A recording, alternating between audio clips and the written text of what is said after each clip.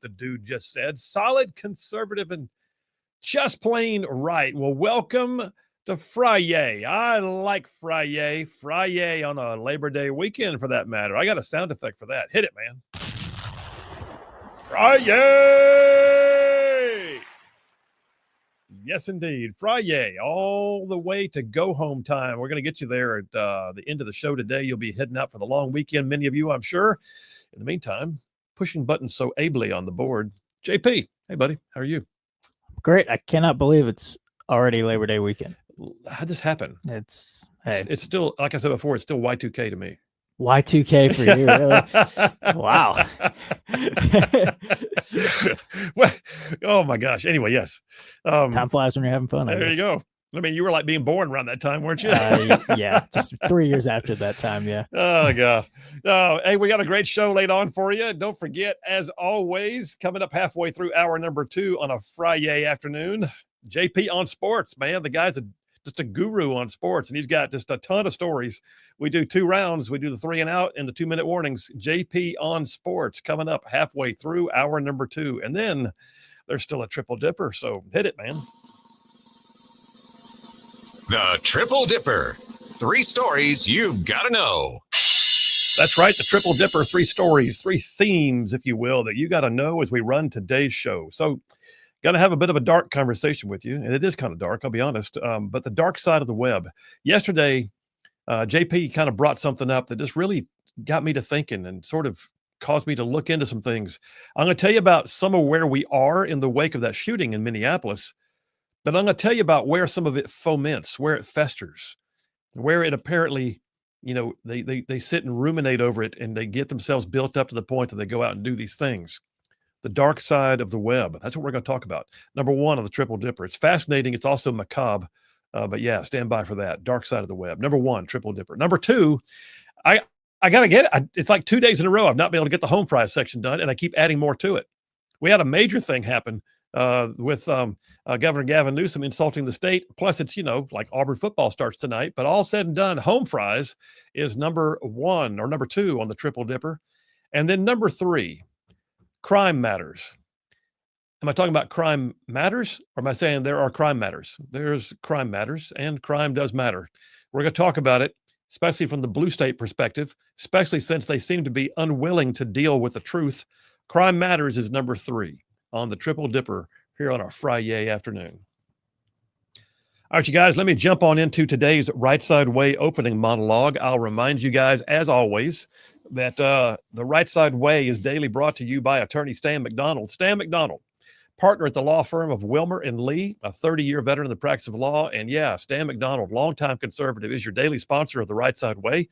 And I'll tell you more about Stan here in just a few minutes. Okay, so let me just say, this morning, he went there. He being none other than the irritant-in-chief, Governor Gavin Newsom, the smarmy beta male who presides over one of the greatest wastes of national resources and abuses of humanity called the state of California. So, yeah, this morning he went there. He posted that the state of Alabama, in his opinion, has a higher crime rate than California. Yeah. He posted it on X with his stern look. You know, the one that says, I'm trying to be a tough guy, but I don't know how, so I'm overplaying it because I'm a drama queen. Look. He posted it with his image right alongside Governor Kay Ivey, which I admit is not a huge confidence builder herself, but she doesn't lie about other states to make herself look good. I can say that. Immediately after he posted it, within just a short time, Catherine Robertson, who's been on the show most recently, she's the Deputy Attorney General for Alabama. She's also currently one of the leading candidates for Attorney General herself. She responded by saying, and here's her quote, crime rates in Alabama are high in Democrat-led cities, which have a difficult time retaining and recruiting law enforcement officers. She said, officers don't want to work in the most dangerous areas of our state when they question whether city leadership will have their backs. And there you have it. Democrat-run cities, Democrat-run states. Gavin Newsom wants you to believe that California is tough on crime, just like Alejandro Mayorkas wanted you to believe the border was secure. Yeah, while millions of people streamed across it. Democrats will lie, y'all. They do. Democrats will lie. If their lips are moving, they're lying. They do it every single day. And then you look at the way Democrat-run cities actually handle things that happen that involve crime. Like, remember Daniel Penny? Daniel Penny, the former Marine who was on a New York subway when a violent, mentally disturbed homeless man began threatening passengers in the train car. The actual criminal was the homeless guy named Jordan Neely. He had over 40 arrests on his record. 40. He was fresh out of Rikers Island Detention Center, where he had been put for punching an old woman in the face and breaking her nose. He habitually harassed subway riders. That fateful day, Daniel Penny and others heard him yelling that someone on the train was going to die. Well, Penny intervened. He took Neely down along with the help of several others, by the way, and Penny held him in a chokehold till police arrived, again with the help of other passengers, but Neely died. And Penny was put on trial for manslaughter and criminally negligent homicide. A post-mortem toxicology indicated that Neely had narcotics in his system, which may well have caused his death. And during that time frame, by the way, 27 people were actually murdered on New York subways. In fact, as much as they scream about Donald Trump using the National Guard, don't forget that during that time frame, it got so bad with crime on the New York subways that liberal Governor Kathy Hochul actually deployed her National Guard to the New York subway stations. But yeah, in the wake of all of that, Alvin Bragg, the Soros-backed DA, wouldn't let go of the case, and the Good Samaritan, the former Marine who saved lives and intervened with the help of others, was actually put on trial. The justice system was turned on its head. Well, praise God, Daniel Penny was actually acquitted, but that, my friends, is a Democrat-run city, and that's what we see everywhere. You may also recall the story from 2023 when 2 employees of a Lululemon store in Atlanta lost their jobs because they reported a robbery. So here's the story as we know it.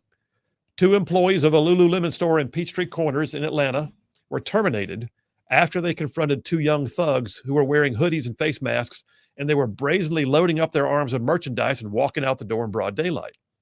It was apparently not the first time this had happened. We've all seen the videos of criminals treating retail stores like a cheap buffet, loading up what they want and walking out with impunity. Well, these 2 women,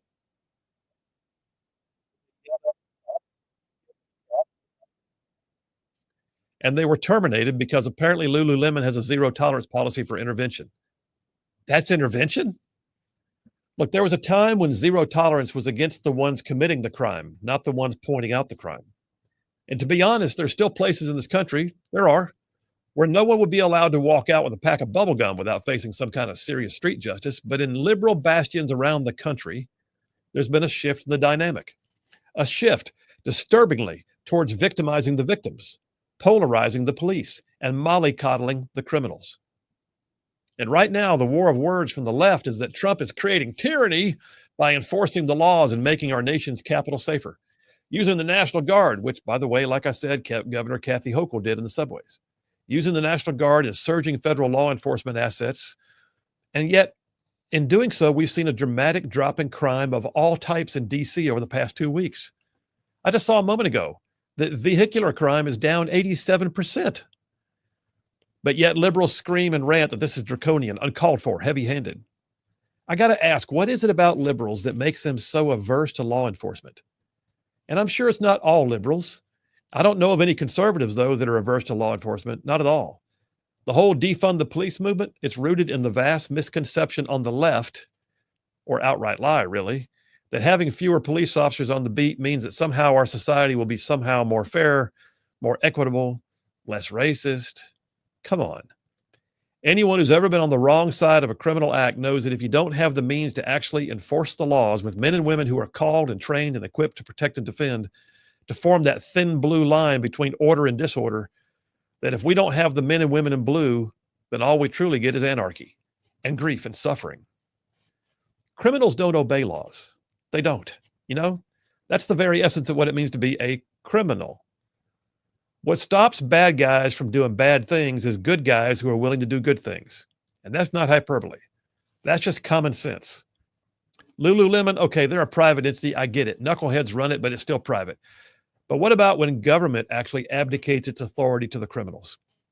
Well, one of the primary functions of governments, one of the essential services, is supposed to be providing security for its citizens. And that doesn't always happen these days. Perhaps the prime example right now of how to screw up a beautiful community is the city of Chicago. The Windy City, the city of the big shoulders, one of the greatest cities on earth, being run into the ground right now by liberal policies which include an actual aversion to law enforcement. Despite violent crime statistics that make Baghdad and Mexico City look like Mr. Rogers' neighborhood, Chicago leaders are determined to tell Trump to stay out, just stay out.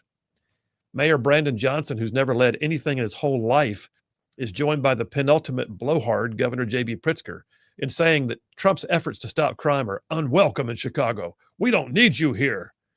Yet the Windy City, like many bastions of liberal governance, is losing population as people are fleeing high taxes, corruption, poor schools, and unsafe streets.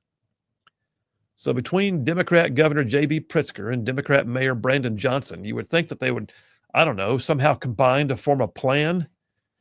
I would have hoped to hear the plan would include like additional law enforcement with arrest authority and the backing of the local force for assistance, the ability to actually apply years of quality training and commitment to apprehend, arrest, and detain criminals on the streets of one of America's great cities. The Chicago police force, though, is severely depleted. But no, that's not the liberal way. So what did they do a couple of years ago? Do you remember? In Chicago, with the help of the governor's office and the support of the police skeptical mayor, they deployed so-called peacekeepers. Peacekeepers, yeah, deployed them into Chicago's streets.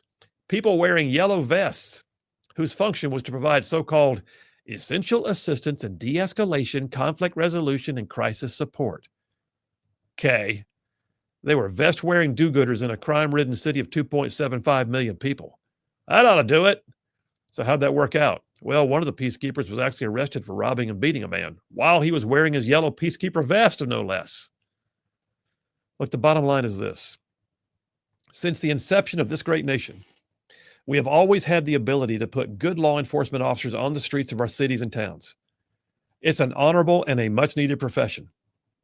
People who are inclined to commit crimes are not likely to respond favorably just to kind words and sensitivity training. They need to know that the true blue is able to back up their words with actions. And at Rightside Radio, we back the blue, the true blue, not some fake rendition of community action wearing yellow vests. I'm talking about the true blue, the men and women of law enforcement. And if the men and women in blue need backup, we ought to send it, because it should never be about making the streets safer for criminals. We should be about safe quality of life for law-abiding, hardworking, tax-paying citizens. If we're going to be a strong nation, then we cannot punish the good and vilify the police. It doesn't work that way. That's a formula for anarchy. So I say back the blue and do the good. And that's a wrap for the Rightside Way. Yeah, there you have it. Back the blue, do the good. Listen, the men and women of law enforcement put their lives on the line every single day. They leave the house just praying for a day that they get to come home from, praying that they're able to make a difference. And they do. They make a difference every single day. And they deserve to be respected and, oh, by the way, supported, and, oh, by the way, even reinforced when necessary. It's about safe streets. Back the blue, do the good. Phil Williams, Rightside Radio. Y'all stay tuned. We will be right back. The interview we just had with Mike Durant, author of In the Company of Heroes, the pilot who was shot down in Black Hawk Down. He became a national icon, an international icon, really, as images of him being held captive in Somalia were transmitted around the world. The way he tells his story, though, is as amazing as his story. So sit back, enjoy your time, hear about things that you're going to think about for the rest of your life after this discussion we're going to have with Mike Durant on the Just Right podcast. Yeah, let's do a show. 1, 2, 3, hey! And Mike Durant, thanks for being here today. My pleasure. Well, it's my pleasure, and I'm honored to have you. And listen, I'm going to run through just a quick intro of who you are so folks knew who I got sitting across from me. All Sure. right? Some of this is going to be unpacked in more detail, but I know for a fact you were born in New Hampshire, but you call Alabama home, have for a number of years. 22 years active military. First enlisted, I think, in 79? You got it. Weren't you a Spanish linguist? I was. Yeah. And don't ask me to speak Spanish. They taught us to, the school that I went to, the focus was to just be able to understand it, not speak it. So I can still understand a little bit, but I'm not a very good speaker. Did some intercept work down there in Panama, right? I did. Yeah. I got family ties there. My grandfather was post commander. It was at Corzal, I think it was one of the, years ago. Became a warrant officer in 83, which I still don't understand the warrant officer mafia. I never knew whether you guys got saluted or what was going on with that. But anyway, warrant officer in 83, flight school, Fort Rucker. 5 years later, you were selected for the elite 160th Special Operations Aviation Regiment, the Night Stalkers, which we're going to talk about in a lot of detail. 3 distinguished flying crosses, Bronze Star with a V device, Purple Heart, and fairly rare in modern times, a Prisoner of War medal. And then you retired as a CW4, am I right? Chief Warrant Officer 4? That's correct. 2 DFCs. 2 DSCs. Yeah. Well, okay, just 2. Got your undergrad and your master's from Embry-Riddle, is that right? That's correct. And built a successful defense contracting firm, Pinnacle Solutions, which you've retired from now. And you're married, and most importantly, you've had 6 kids. We do. Got your own basketball team. Yeah, with some bench. Yeah. Well, good enough. Well, hey, thanks for being on the Just Right podcast. Appreciate you. Again, my pleasure. I do always enjoy time spent with you. I think, we certainly have some common history, and you get it. And it's kind of nice to talk to people who get it, because when you talk to people who don't get it, it's a little bit frustrating, and you got to get drilled down into areas you feel like it's tedious, but with you, that's not the case. Well, I appreciate that, man. Thank you very much. And we'll have to make sure we don't slip into acronyms or something like that. Well, that is easy to do, and then you can lose a lot of folks that way. But I've gotten pretty good at trying to avoid that. Well, let me ask you this. I want folks to get to know who you are as much as your story, because your story is amazing. I've got your book sitting right here in the Company of Heroes. I read it years ago, and I've had a copy on my shelf. In fact, I think I told you before the show, my son nabbed it. He's stationed down at Benning, so he's got it with him, so I had to get another copy for today. But let me ask you, how did it start with you in the military? You're a kid in New Hampshire. Why the military? I mean, what happened there that said, that's where I want to lead my life?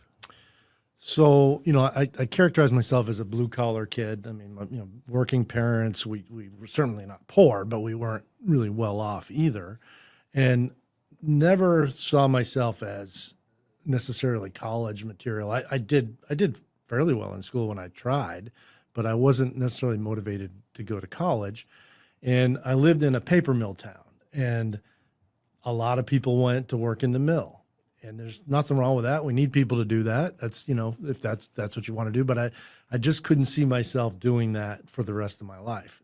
And when I was about 14, and it's about the time you start thinking about, what am I going to do when I get out of college? Doesn't keep you up at night, but, you start pondering that kind of stuff. I had a major turning point in my life. I went on a helicopter flight with a friend of the family. No kidding. His name is Joe Brigham. He was a warrant officer in the National Guard. He also had his own business. And as I found out later, I wasn't the only young teenager that he ever did this with. He took a few of us up that he wanted to try to inspire, and it absolutely impacted me. I mean, no kidding. We're flying over Mount Washington, which is the highest mountain in the Northeast. It's 6,280 feet. We're basically hovering.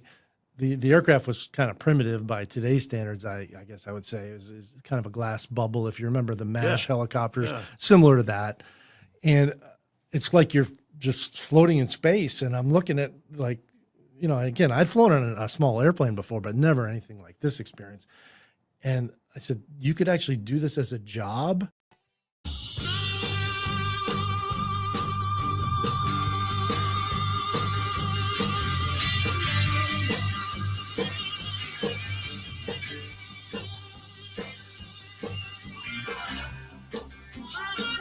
And we are back. Phil Williams, Rightside Radio, solid, conservative, and just plain right. Just saving the world one soundbite at a time. Hey, got to tell you about my friend Stan McDonald. Yep, indeedy. Attorney Stan McDonald, partner at the law firm of Wilmer and Lee. Y'all, he's a 30-year veteran in the practice of law. He's not only a good lawyer, he's also been a rock-solid conservative now for quite a while. Yeah, Stan McDonald, an absolute warrior for causes near and dear to the Rightside ruffian community. But he has also, oh, by the way, represented his clients in like literally thousands of real estate transactions over the years. He knows how to stand up for you in any local, state, or federal court. I like to say if Stan McDonald's on your side, you're going to have no greater friend. Likewise, your adversaries would have no greater foe. So indeed, you need a lawyer in North Alabama. Let me just tell you how to reach him. I'm going to give you a phone number. You ready? Stan McDonald. The law firm again is Wilmer and Lee. And the number is 256-479-3020. That's Stan McDonald, 256-479-3020. Tell him you heard about it on Rightside Radio.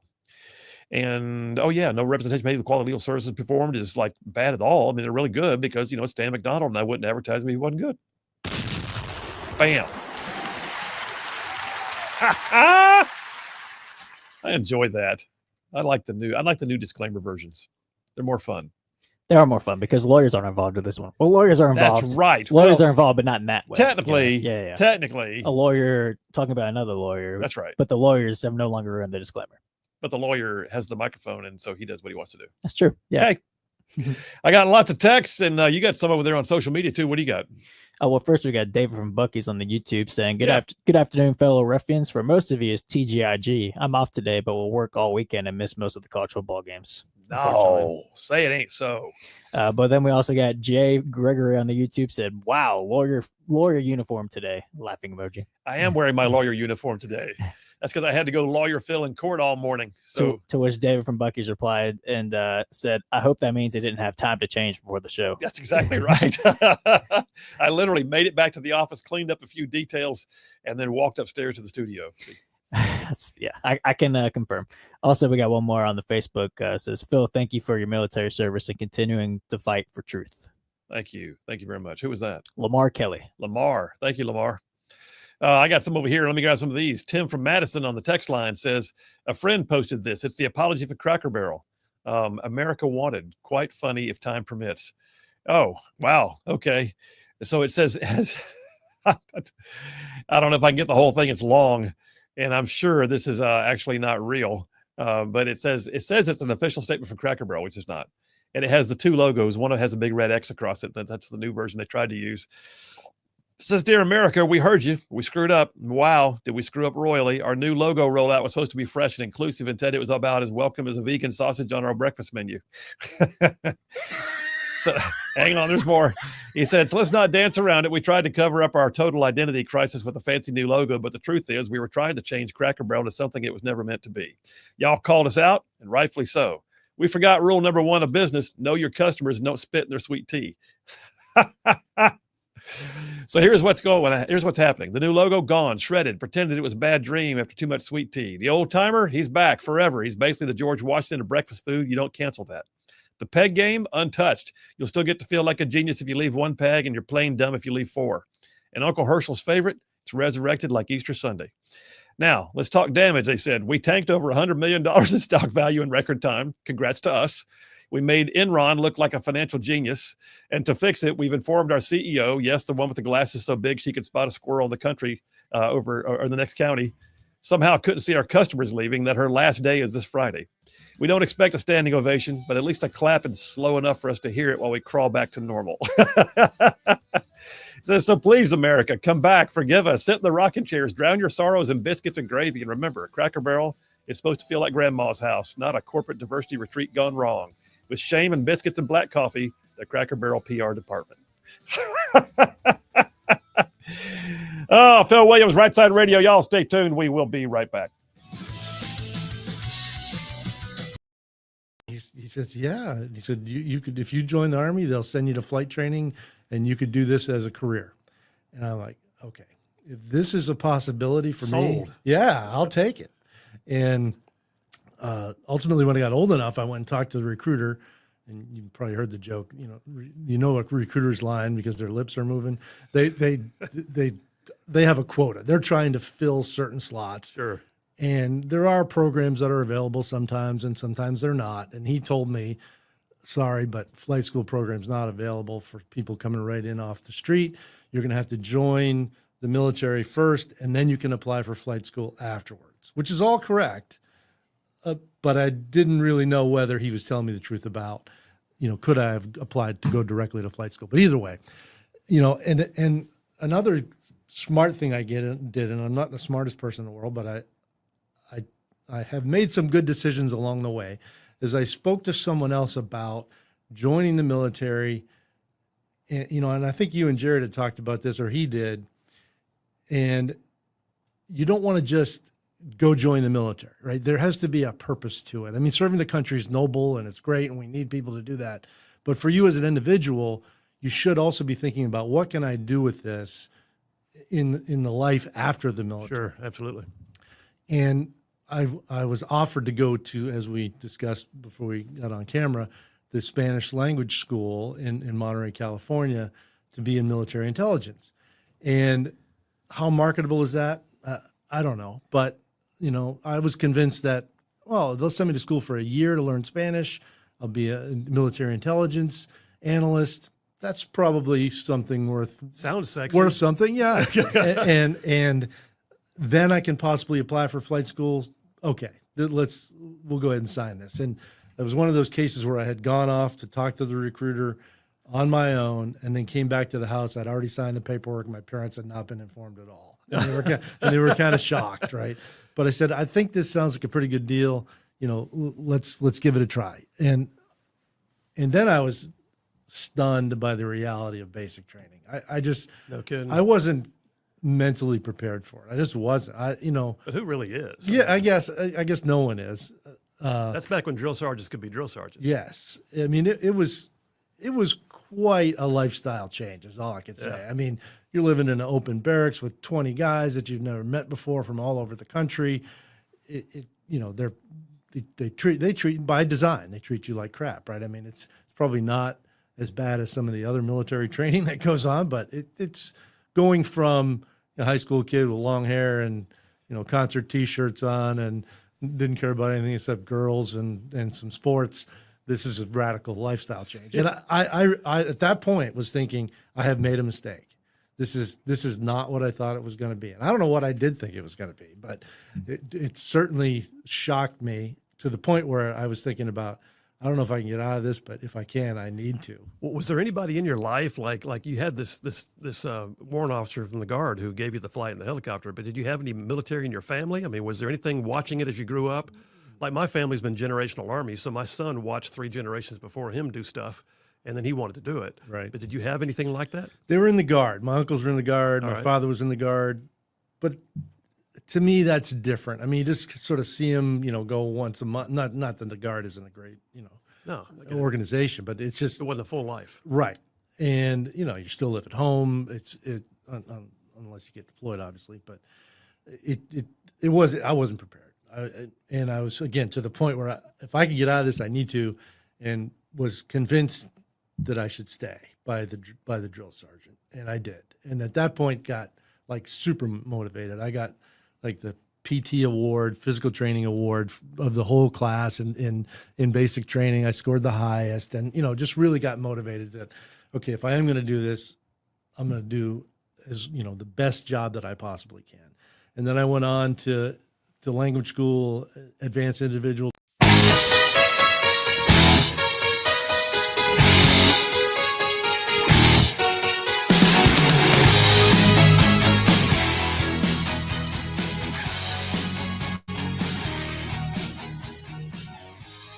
And we are back. Phil Williams, Rightside Radio, solid, conservative, and just plain right. Just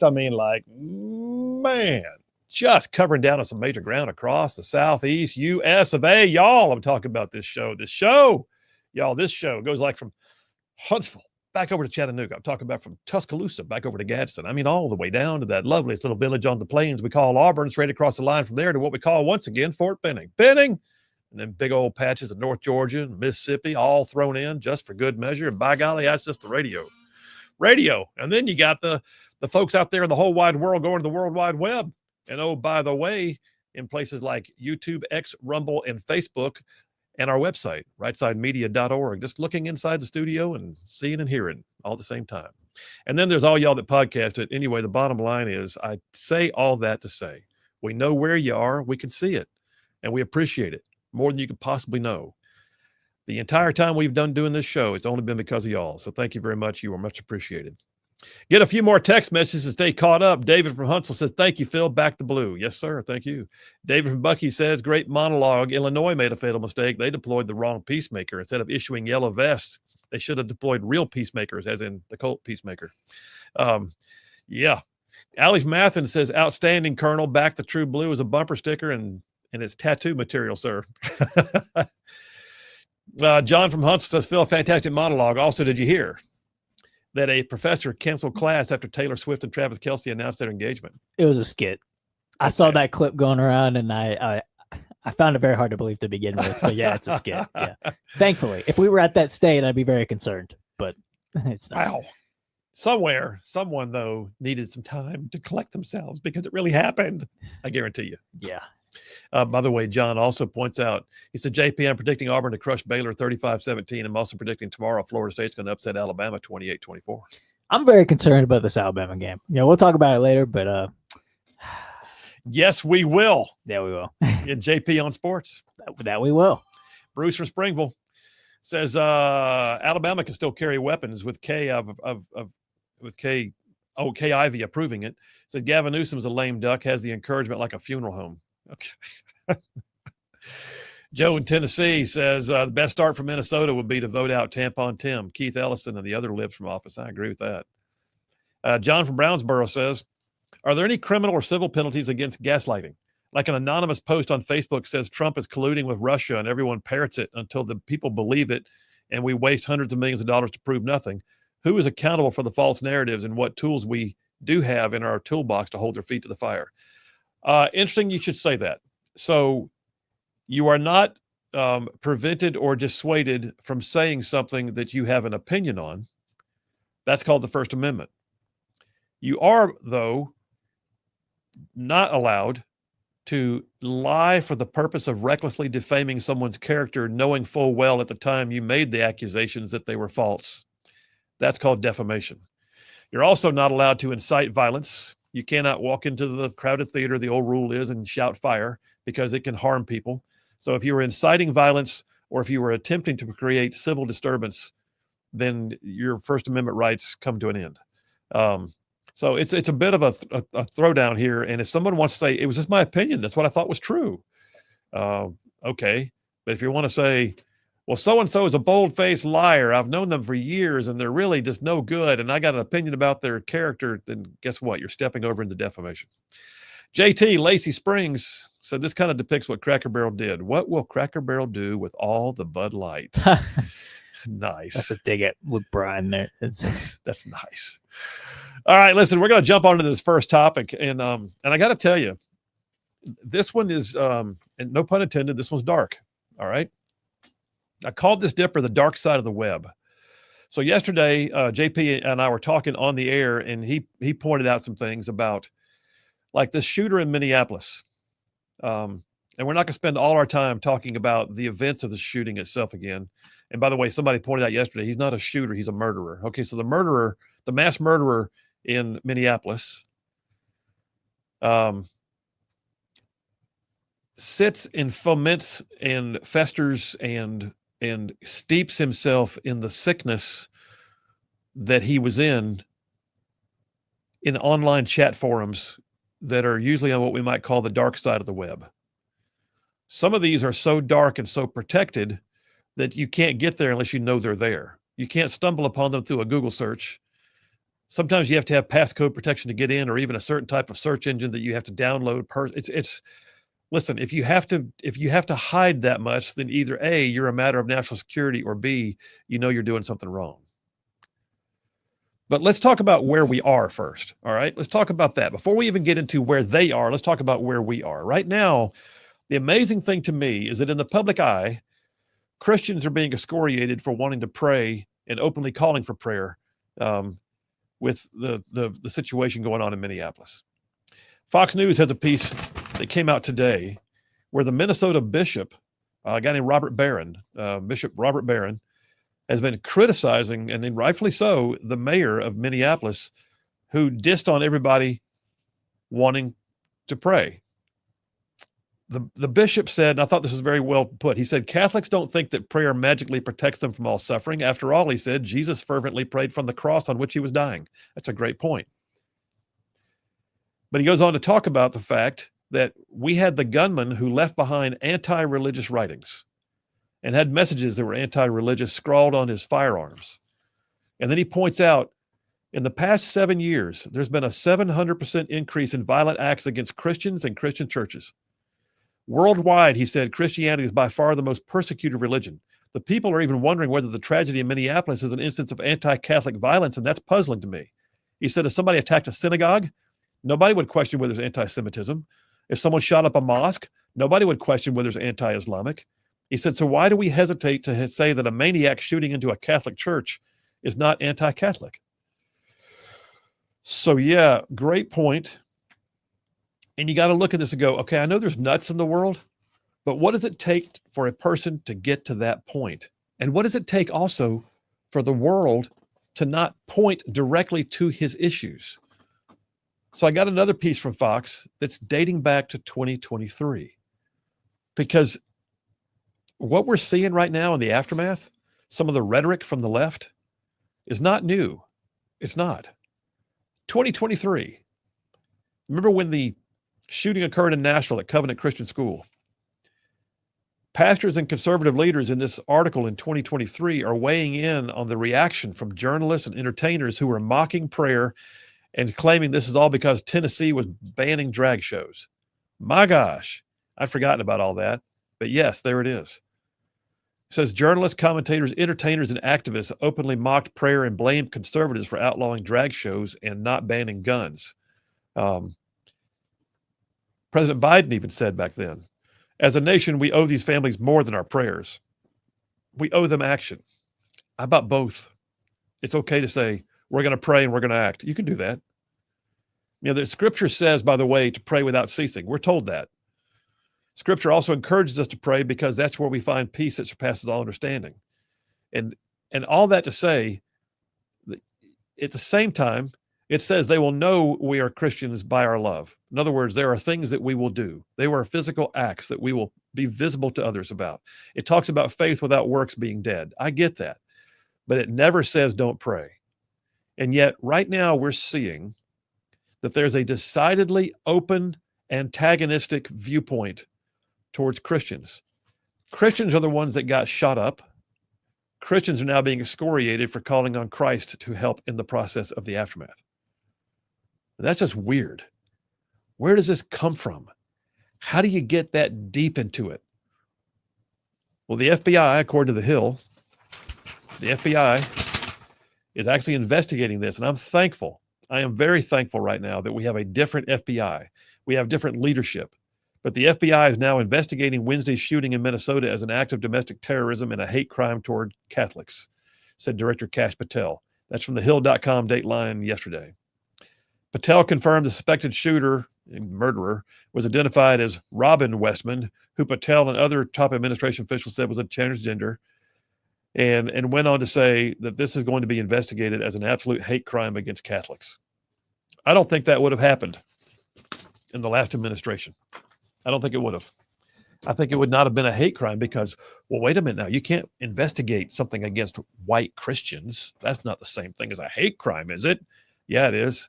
Where do you go to get this level of opinion built in? Do you have something? Well, I was just going to add, we probably would have seen the opposite. Like we've seen the Minneapolis mayor talk about how we can't let this get into trans hate. Like instead of acknowledging the hate towards Christians, it would have been an initiative to tame down trans hate from this event. Like they would have gone the complete opposite route if the Biden administration was in. So. It's like after 9/11 when the apologists were saying, don't make it about Islam. Yes. Yeah. Well, Islam's what attacked.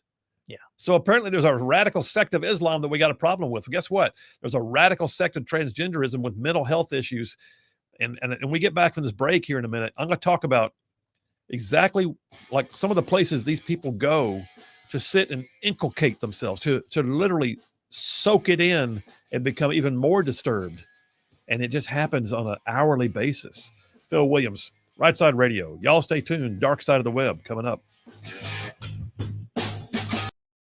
Teach you how to actually do what you're on contract to do. And then I went to Panama, and that's where my assignment was. And I'm a whatever at that point, probably an E3 enlisted private, and working in military intelligence unit. And coincidentally, run across Manuel Noriega in the parking lot. In the parking lot of because he was an was MI there a food guy. truck, and y'all were standing in line together, or what? No, but he was a military intelligence guy. So I was in a military intelligence unit, and at the time, he's only probably a major or whatever, but he was already pretty well known, and he showed up, and he obviously very easy individual to identify. You were there later, and then years later we go back and bag him. But anyway,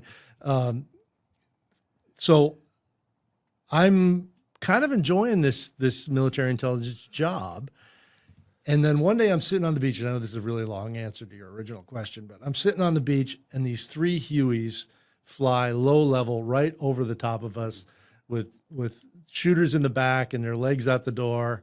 And I'm like, oh yeah, I forgot how much I really want to do that. And so it sort of re-energized me. I applied for flight school and I got in. Had I not gotten into flight school, I probably would have separated from the military, because I did like it, but I felt like there was something more. But getting to flight school was then a game changer. All right, so you got to flight school. So warrant officer candidate, become a warrant officer. What, W01, I guess. Go to flight school as a W01. No, what's different today is that you actually get commissioned as a W1 pretty early in the pipeline. Back then, you didn't get it until you were done flight school. So you go through as a warrant officer candidate. And what it does is it changes your date of rank, is what it really does. I mean, you're still treated like, you're an idiot, whether you're a W1 or not, but your date of rank changes. Yeah. You guys, I made the joke earlier about the warrant officer mafia. Yeah. Y'all are as warrant officers, you're technicians, you're technical specialists. You have niche, basically skills and knowledge, but you're also this kind of in between that folks who are junior in rank or junior as officers always look at you like, I don't know what to do with you right now. Right. Can I tell you what to do? I'm not sure. Yeah. And but y'all kind of ride in the middle a lot of times, it seems like. And we're the ones that keep everything running. And you are the ones who keep everything running. Yeah. There's the backbone of the Army and the NCO Corps, and then there's y'all that keep things running. Right. But all right, so you became a warrant officer. You went to flight school down at Fort Rucker, which is now called Fort Rucker again soon, it looks like. Yeah. But coming up, and we were talking about your raisings, so to speak, up there in New Hampshire. We're going to go forward into your story here in a few minutes. But what about being raised, where you were, who you were, with you or with, whatever else? What do you think instilled things in you that you wound up needing later on? Like, was it sports? Was it family? Was it faith? What did you see in your life that you looked later on like, I'm glad I had that because it built me up? Yeah, faith is certainly part of it. Now, my faith journey had its ups and downs, and the lowest point probably being post Somalia, when looking back at what happened there, based on what we were trying to do, there could, in my mind, there was no justification for the horrors that occurred there, and I couldn't accept it, because it was horrible. I mean, there's not a lot of things I've witnessed that were as bad as what happened there, and we were there for all the right reasons. So anyway, but faith is certainly part of who I am, and it's come full circle. I think playing sports helped a lot too. Was it hockey? I played hockey. I played football. I mean, I wasn't great, but I played, and you learn about working and teamwork and your role in the organization to make the overall team a success. And those things to me are invaluable if you can learn them when you're young. So I think a combination of all those things. Good enough. It's amazing sometimes what we draw on later. You don't even realize you've got it now. I can remember things as a kid that I didn't know that I grumbled about, and then later on you realize that instilled something. Yeah. So you went on, though, to do some pretty amazing stuff. So in the world of aviation, Army aviation, the 160th, which you're wearing the shirt right now. I am wearing the shirt. You are wearing the shirt. By design. Night Stalkers. So the 160th Special Operations Aviation Regiment. I remember when I first got in, we called them Task Force 160. Right. But you guys were the premier Special Operations rotary wing guys. And how did you...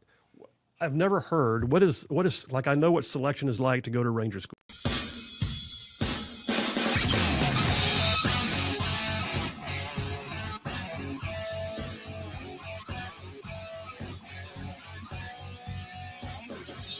And we are back. Phil Williams, Rightside Radio. Solid conservative, just plain right. Just pulling pins on truth grenades. That's what we're doing.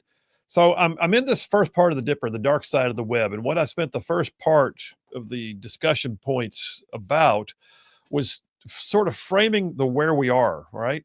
So we have this situation with the shooter who would have qualified for any and every red flag law that Minnesota has on. They would have. I mean, literally, that dude would have qualified for any red flag law. He was a nut job. He was in every way was absolutely a dark personality, very troubled, mental health issues for years, and apparently was self-aware enough to even journal that he knew that he was sick. In his words, I know that I'm sick.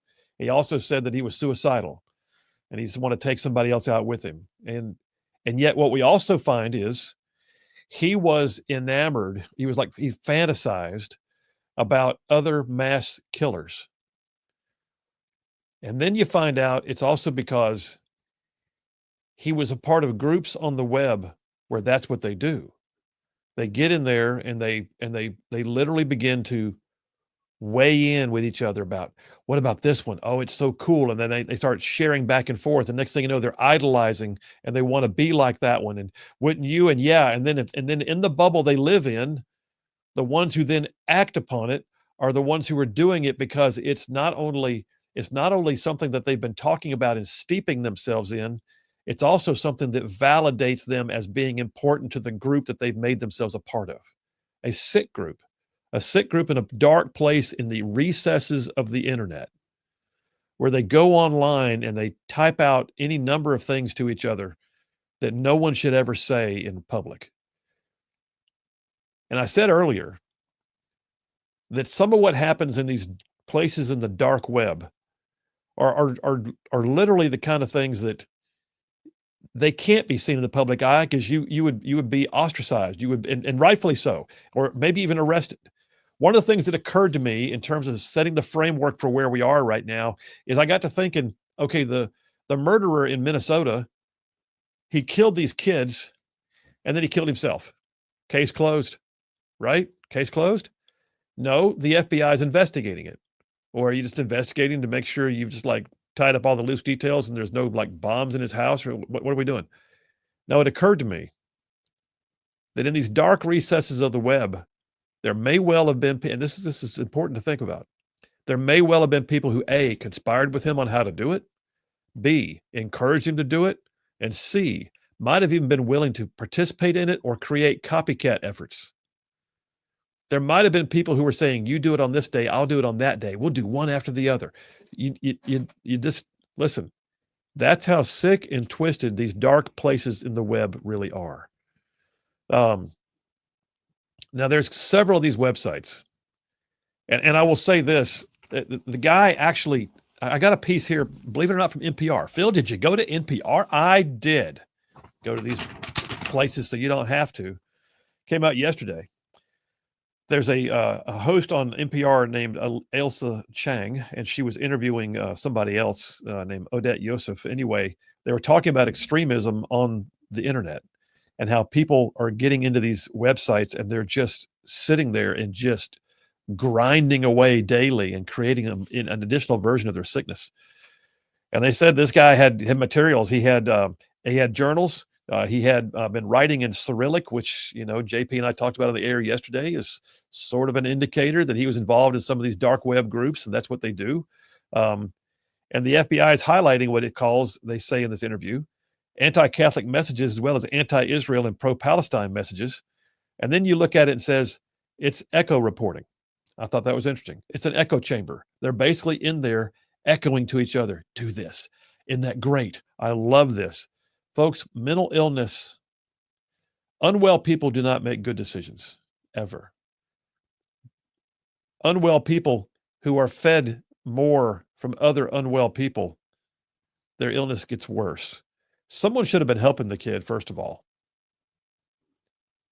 JP told me right before we came back from the break or sometime off the air that apparently the mother of the kid has now retained defense counsel. Is that right? Yes, that's correct. She should. And she's actually the one that signed off on his name change, like you said earlier. Yeah. So, yeah, it's really messed up. It says in this interview I got here on the NPR station, it talks about the fact that you go into these sites and they actually create a name for this category of violence. They call it nihilistic violent extremism. Nihilistic violent extremism. Nihilism, violence, and extremism. It's the kind of thing that you get in there and get radicalized. And look, what I am not saying at all is let's shut down the idea that someone can have dissent. Let's stop people from having opinions. Let's tell people how to think. That's not what I'm saying. What I am saying, though, is I think I got a better view now of what the FBI could also be investigating. Because if there are people in there who fomented this, then they need to be found out. Now, what are these websites? You know what? I've got some stuff I pulled, and I really wrestled with this. I don't think I'm going to name most of these sites because I don't want to give them credibility. But I will tell you this: one of them, and it's very public because they've been hauled in to testify in front of Congress, is a site called 8chan, and 8chan is messed up. 8chan is like, I mean, I've heard of like, Blue Sky is where liberals go to have their blue sky, their blue echo chamber, where all they do is talk about hate Trump and bad things and liberal policies. 8chan is a messed up place. What do you got? I was just going to say that there's a 4chan, which is kind of considered the dark web. Right. So 8chan is kind of supposed to be like the even worse dark web, I guess. Yeah.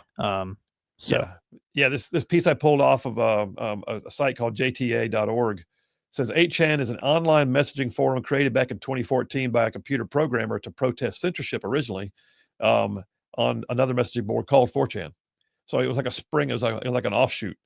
The programmer is a guy named Frederick Brennan. He was upset that 4chan had banned discussions about gaming and some other stuff. And unlike other forums like Reddit, 8chan lacks some like moderation measures. They don't, you can get in there and do whatever you want. And if you go in there, apparently it's filled up with racism, misogyny, anti-Semitism, child pornography.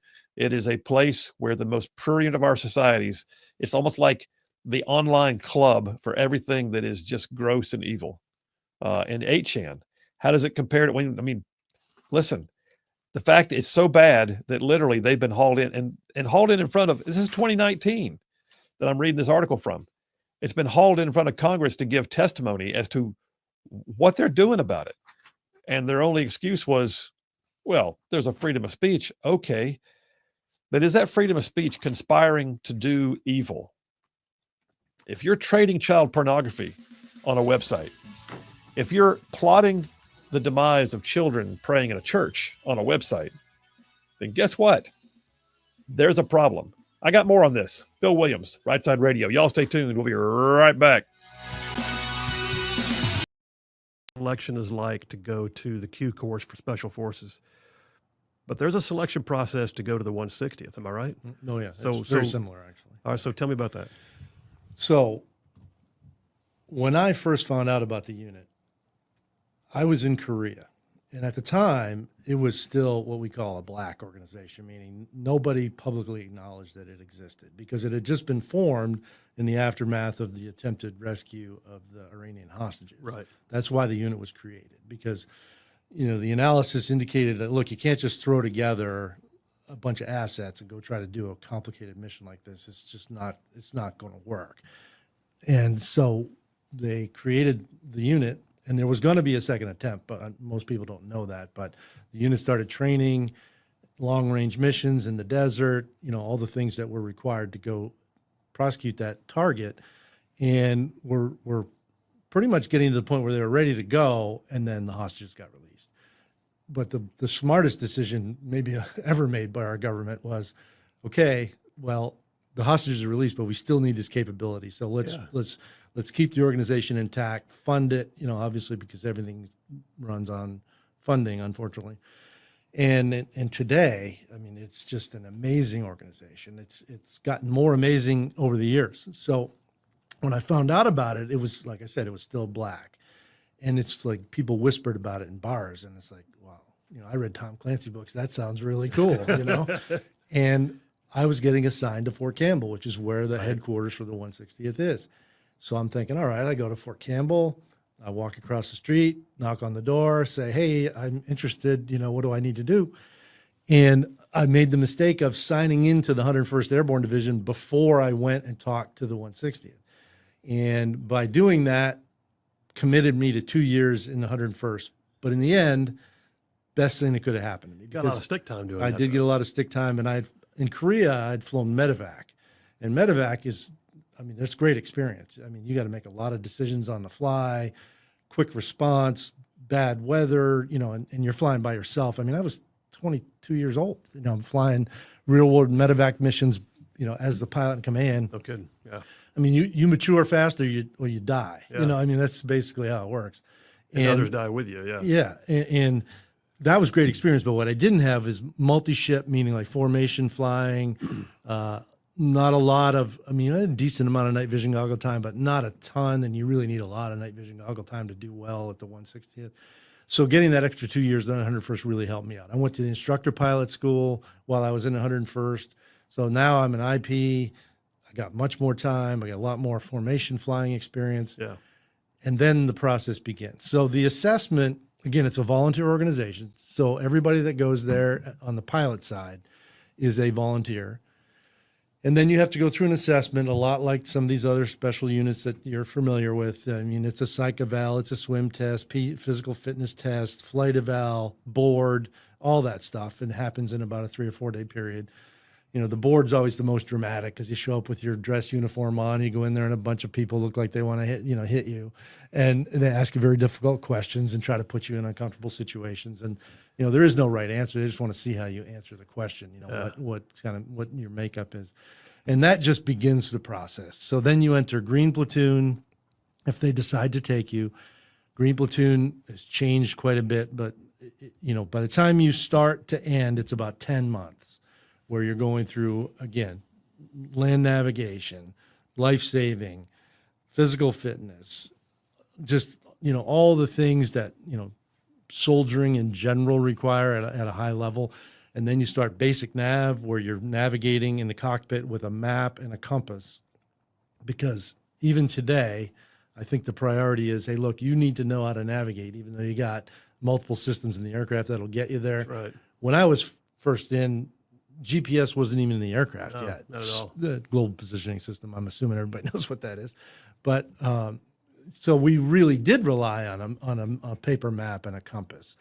But you have to hit targets in the middle of nowhere at night with very limited resources, and be able to do it every time plus or minus 30 seconds. And it's not as easy as it sounds. Depending on where you're trying to go, that can be a pretty difficult task. I can tell you it's hard doing it on the ground. Yeah. Of course, you guys have a different terrain markers from up there, but you're also flying by it a lot faster, so you're having to keep track of the terrain. Pretty quickly. Yeah. Exactly. So it starts with the planning process. You got to pick the right checkpoints, in order to help you find your way. And then you learn the aircraft systems, because the aircraft have different systems than the conventional force does. So you got to learn how all that works. Then you got to learn the special tactics, like things like fast rope maneuvers and aerial refueling now. I was going to ask about that. All of that stuff is all unique to the unit. So you have to learn all that and demonstrate proficiency. Was Ship Black Hawk landing. your airframe at the time too, right away? Well, it was for me. It's different now because it's a pretty expensive aircraft to fly to put all those hours on it. So now they actually start out in Little Birds, which are the Hughes 500s, basically, for all that basic nav stuff, and then they move to the advanced aircraft. Okay. So again, all that takes about 10 months. And then again, kind of like Jared said, then you arrive at the unit and you're still nobody, because you're the FNG, basically, if anybody knows what that acronym stands for. It's the one we won't say, but there are people that won't even talk to you.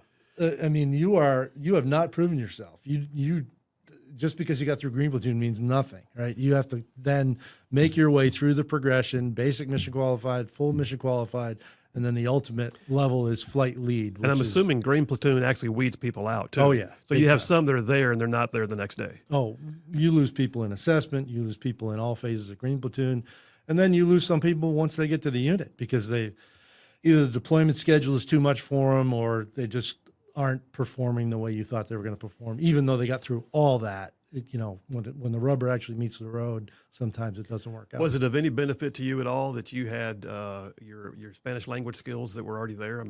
No, probably in some special not. operations, they want a language skill to be attached to it, but is that necessary at all in aviation? No, not really. Right. No, I think in that case, it probably didn't help me a whole lot. The more you know about the more things, it's obviously going to help you in life, but I can't think of a specific example where that helped me out.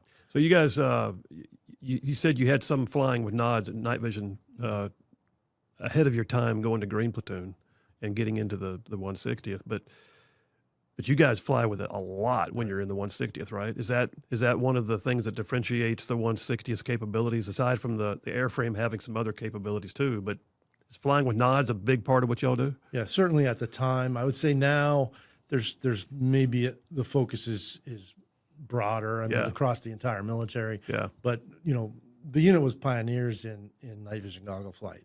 I mean, Welcome to hour number 2 on a Friday.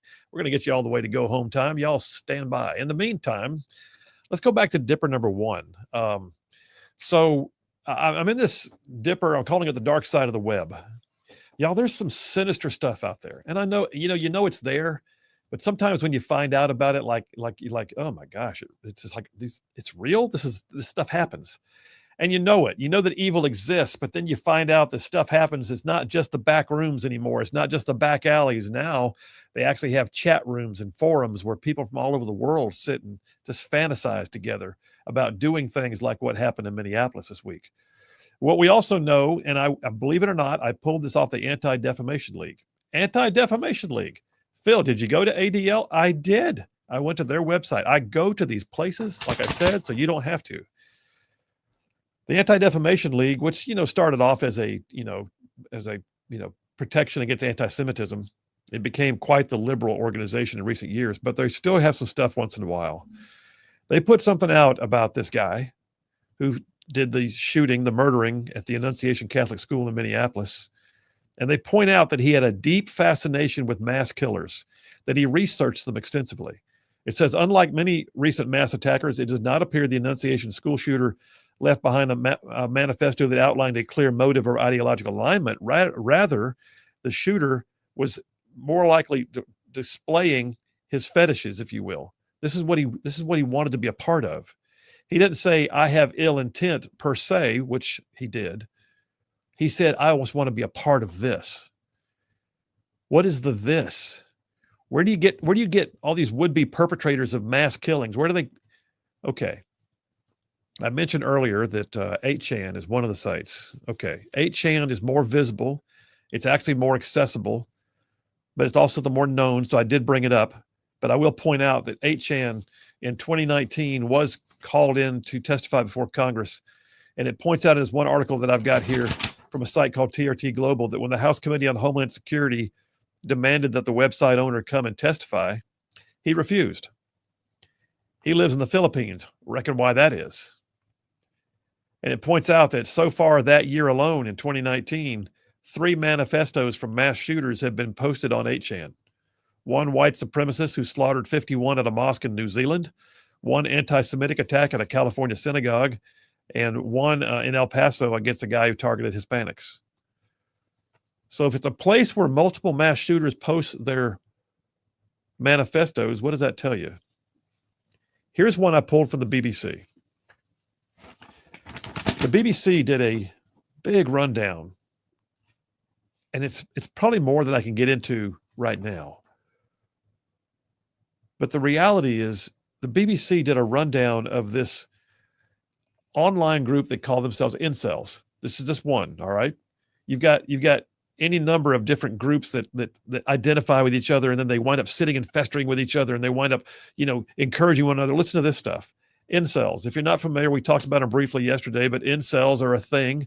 They call themselves incels because that means involuntarily celibate. They believe they are being ostracized by women. Generally, it's men who are just basically have an inability to have social skills, and they become extremely misogynistic. They blame it on women.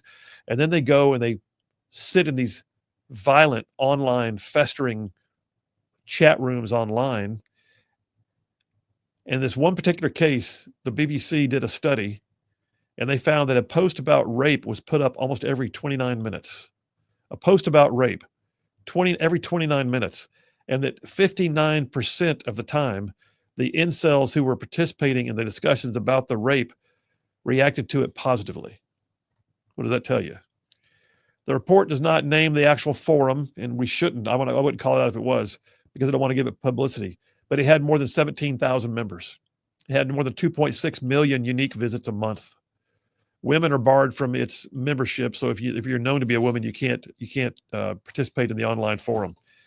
It promotes what they called a violent and hateful ideology, linked to the murder of over 100 people in the last 10 years.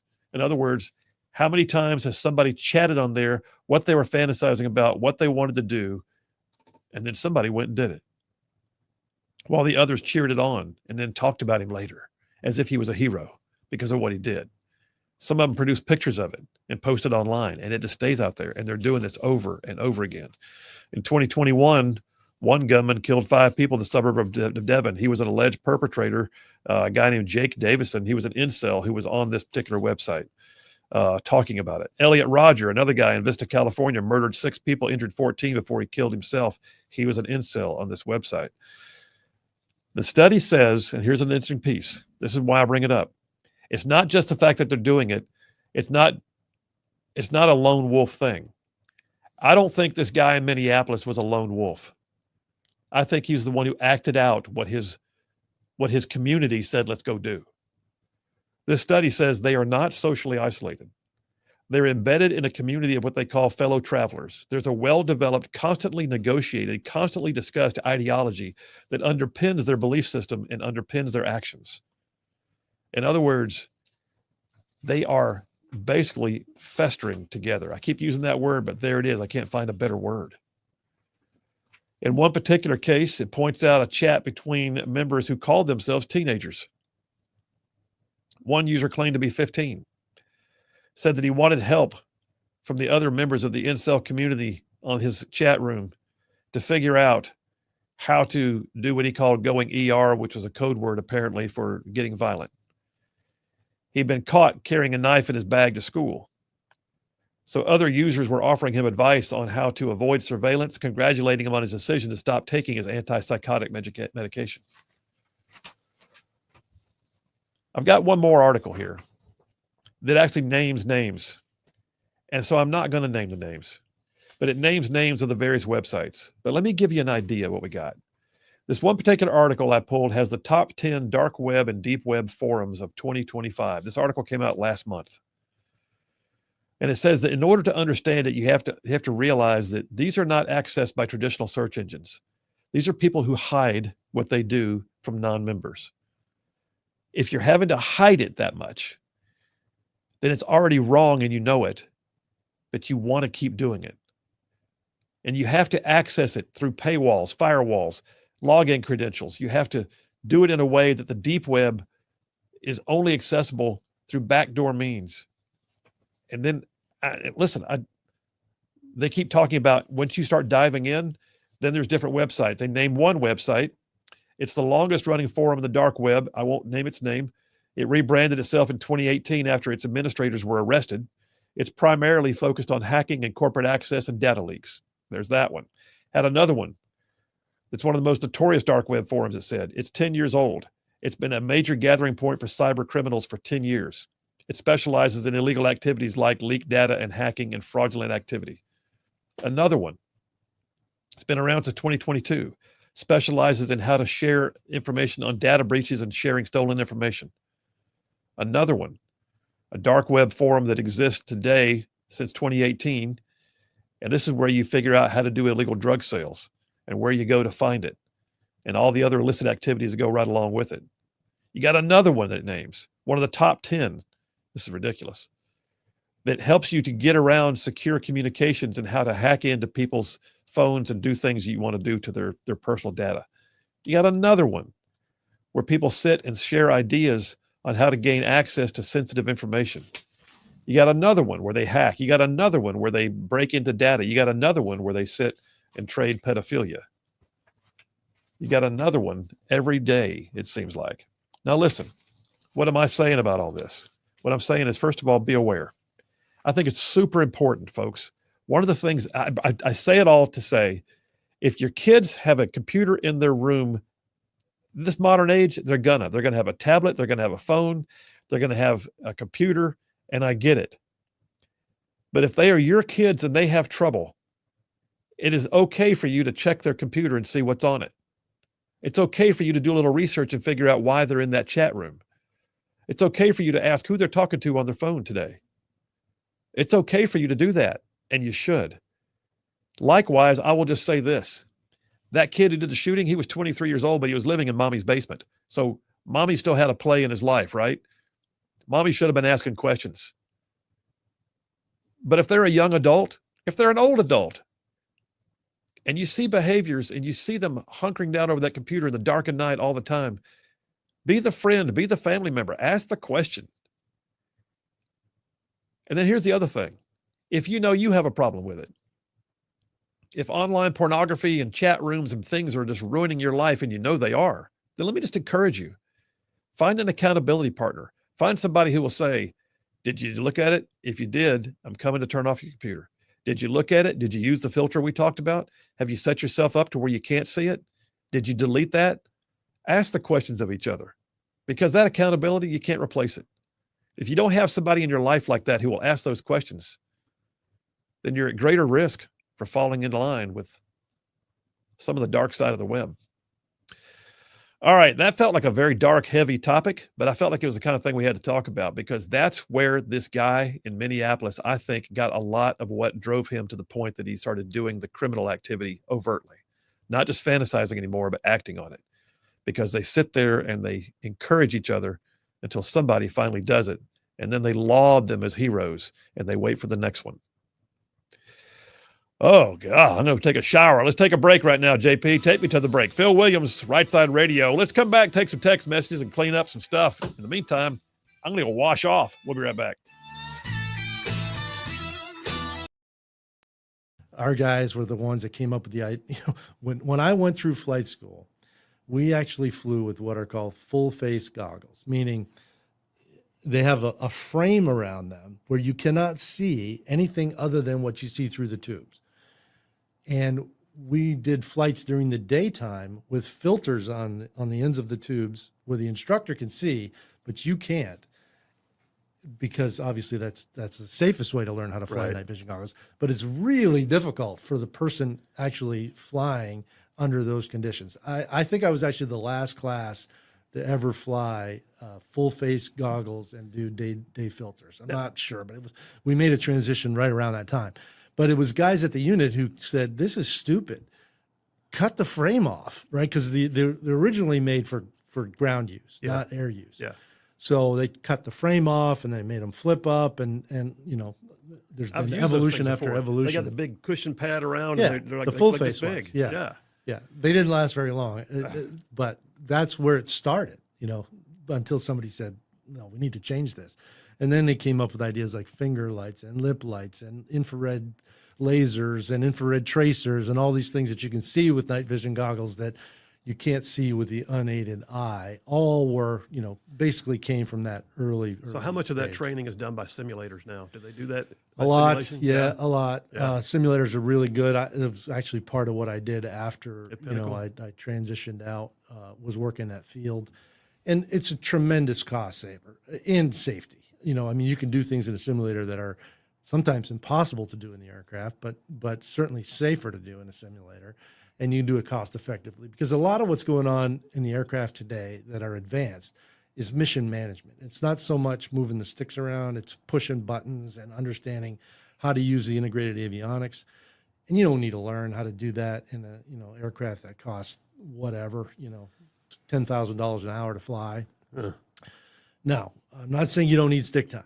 Okay, that's the trap that some bean counters tend to fall into. That There's always that seat of the pants feel that changes things. and actually the Army has come to realize that the aircraft they've been using for primary flight training at Fort Rucker now probably isn't the best, because you're not doing enough actual stick flying. There's a lot of automated systems on board that help the aircraft, or help you as a pilot, that you're losing that real ability to fly manually.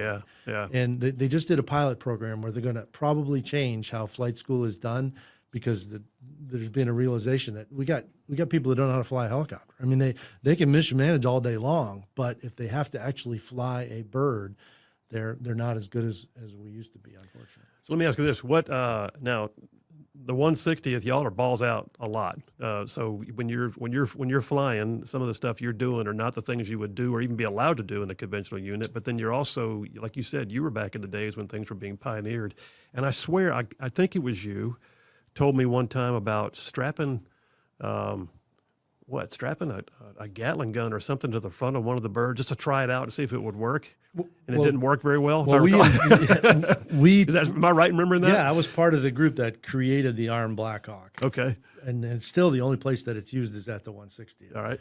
And yeah, we were running with scissors. I mean, we put a 50 cal, and these things are being mounted just on what was originally intended to be a door gunner pintle mount. So it's not really structurally designed to hold, a fixed forward weapon, but we modified it to where it could. And I mean, we had little duct tape, a little zip tie. Oh, plenty of duct tape. Yeah, even coat hangers. I mean, you name it, whatever it took.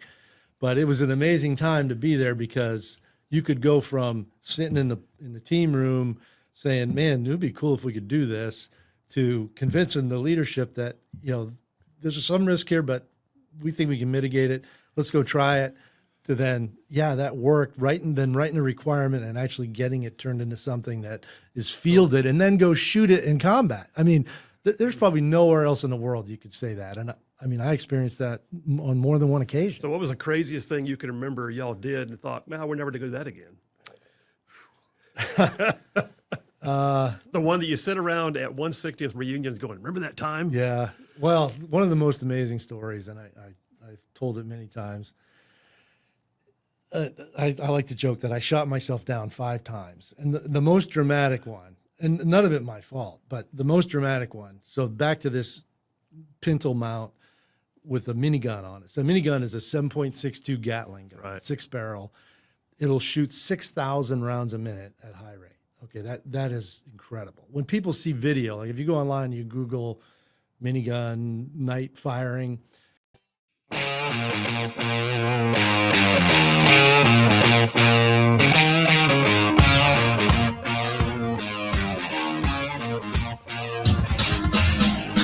And we are back. Phil Williams, Rightside Radio. Solid conservative, just plain right. Just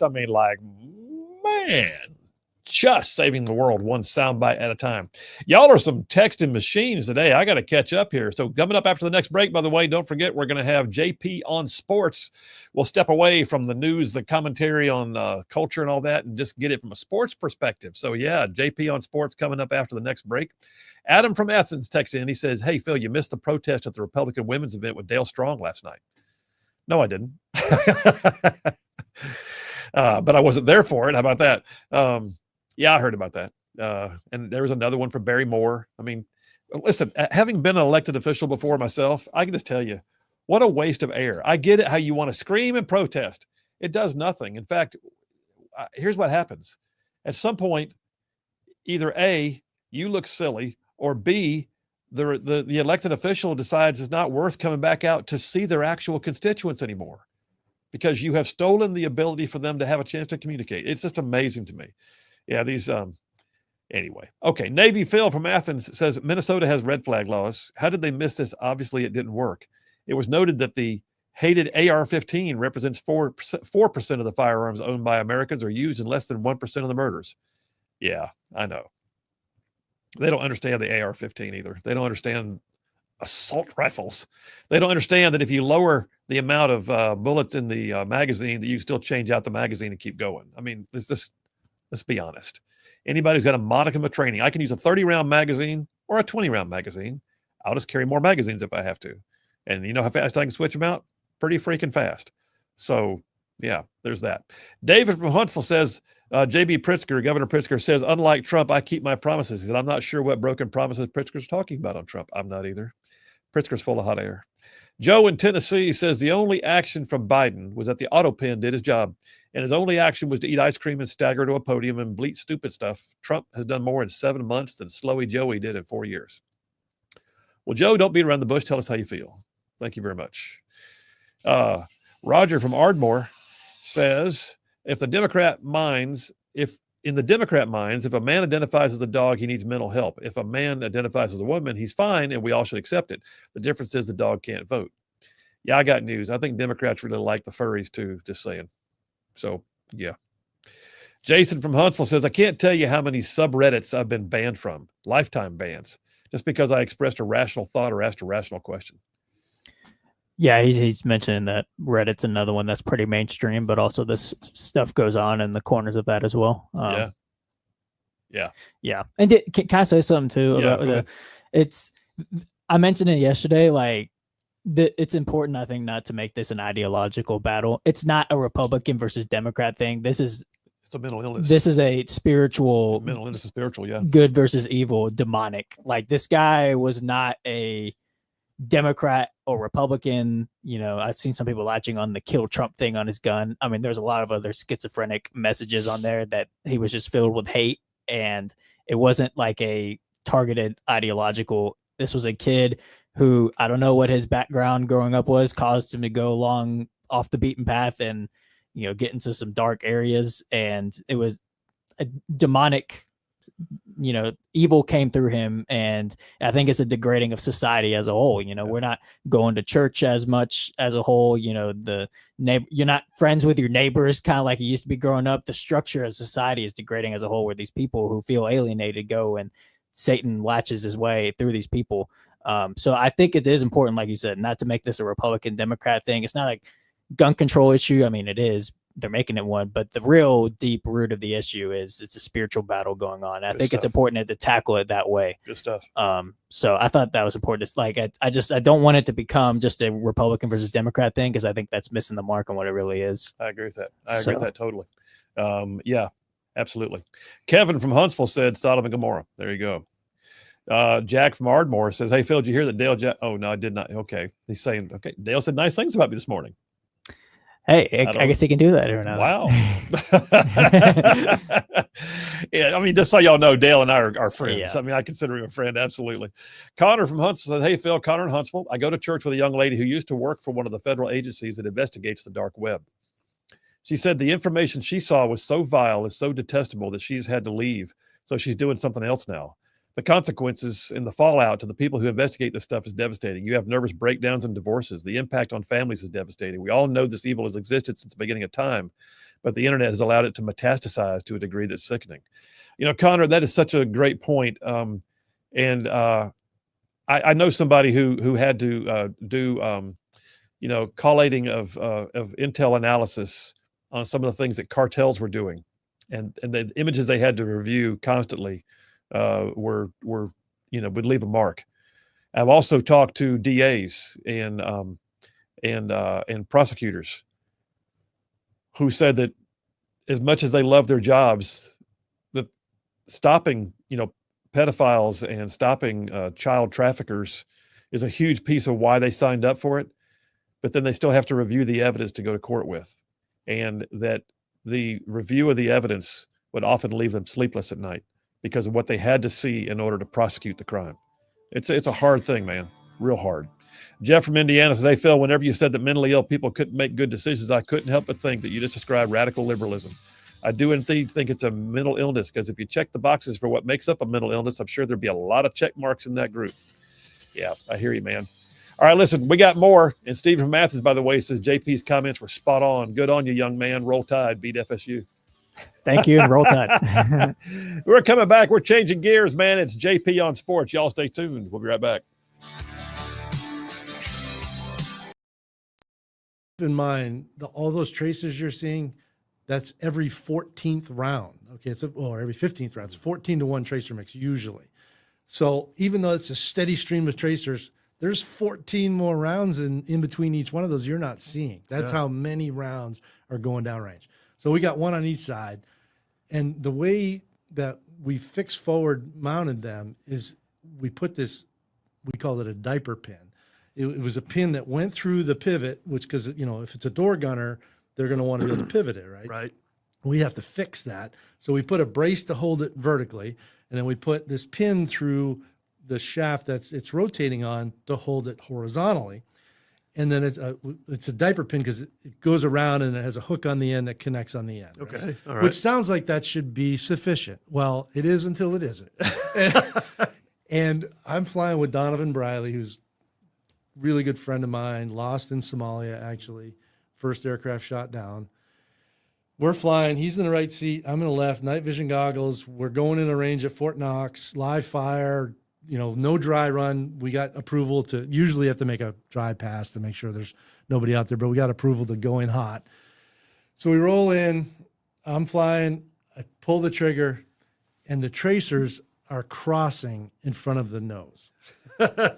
And so I That's let off. bad, by the way. Yeah, I let off Don't on the cross trigger. the streams. And I said, that is the worst expletive bore sight job I have ever seen in my life. So a bore sight is when you Right. orient the weapons to where they're going to impact where the sight is pointing, right? And Donovan, in classic Donovan style, says, Mike, I think we got a problem. So I look over, and I mentioned the finger lights earlier. Finger light is just a little battery operated LED that is infrared. So you can't see it unless you're wearing goggles. We have some that you can see. This one you could see. And he turns on his finger light and he points to the windshield. His minigun, that diaper pin can't come out while we were flying to Fort Knox. And when I pulled the trigger, the barrel rotation caused the gun to go left. You would think the wind would cause it to go right, but the barrel rotation caused it to go A lot of left. force. And it shot through the cockpit. It missed his knee by like 3 inches. He's got 7.62 rounds all through the cockpit. The windshield's blown out. Glass has been, because I felt something in my eyes, and it turned out it was glass shards from the rounds going through the cockpit. Almighty, Mike. And again, luckily, it hit. He had a armor panel on the side here, and the barrels hit the front of the armor panel, I think, but it stopped them from going any further, or it would have come right through the cockpit and killed us both. And anyway, we landed, and what I like to say about this story is, this is back when it seemed like we had a little bit of authority to do things that maybe you'd get crushed for today. So I'm thinking about, okay, nowhere in the manual does it say I can't have holes in the windshield to fly this bird. So we put duct tape, back to the duct tape, over the holes in the windshield, cranked it up, and flew it back to Fort Campbell. No, Today, that would probably get you a little with your bit finger harder. off the trigger the whole time. We emptied the rounds out of the weapons, but that's probably the most dramatic thing that ever happened non-combat. Yeah. That I can come up with. And then there were 4 more of those that are less exciting. But No, that's well, yeah, that's definitely one of those you swap over a beer and like, oh no, let me tell you the time we shot ourselves down. Yeah. That's so they don't use the diaper pins anymore. By the way. all right. So op tempo for you, you're in the 160th. Operational tempo is higher than the average unit, I would imagine, but it's a lot of come and go. What's the op tempo like in the 160th? Nonstop. Yeah. Again, I was out when 9/11 occurred. I'd retired 6 months prior. Really? Made me feel like I was sitting on the bench. And Hey, all you Rightside ruffians out there, you are listening to Rightside Radio, solid conservative, just plain right.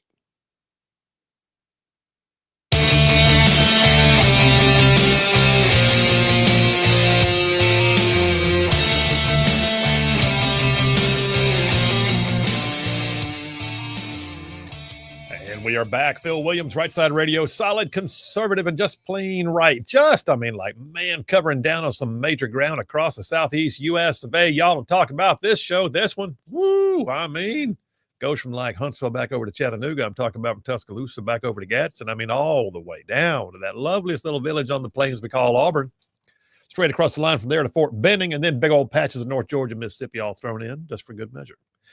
And then, oh, by the way, that's just the radio. Then there's all y'all in the whole wide world going to the World Wide Web and logging in and live streaming the show every single day on X, YouTube, Rumble, Facebook, and our website, rightsidemedia.org. And then all you podcasters who catch it after the fact. Listen, here's the bottom line. We love you. We appreciate you no matter where you catch this show. We can see the numbers. We know you're there. Thank you very much for that. You're the reason why this show has existed.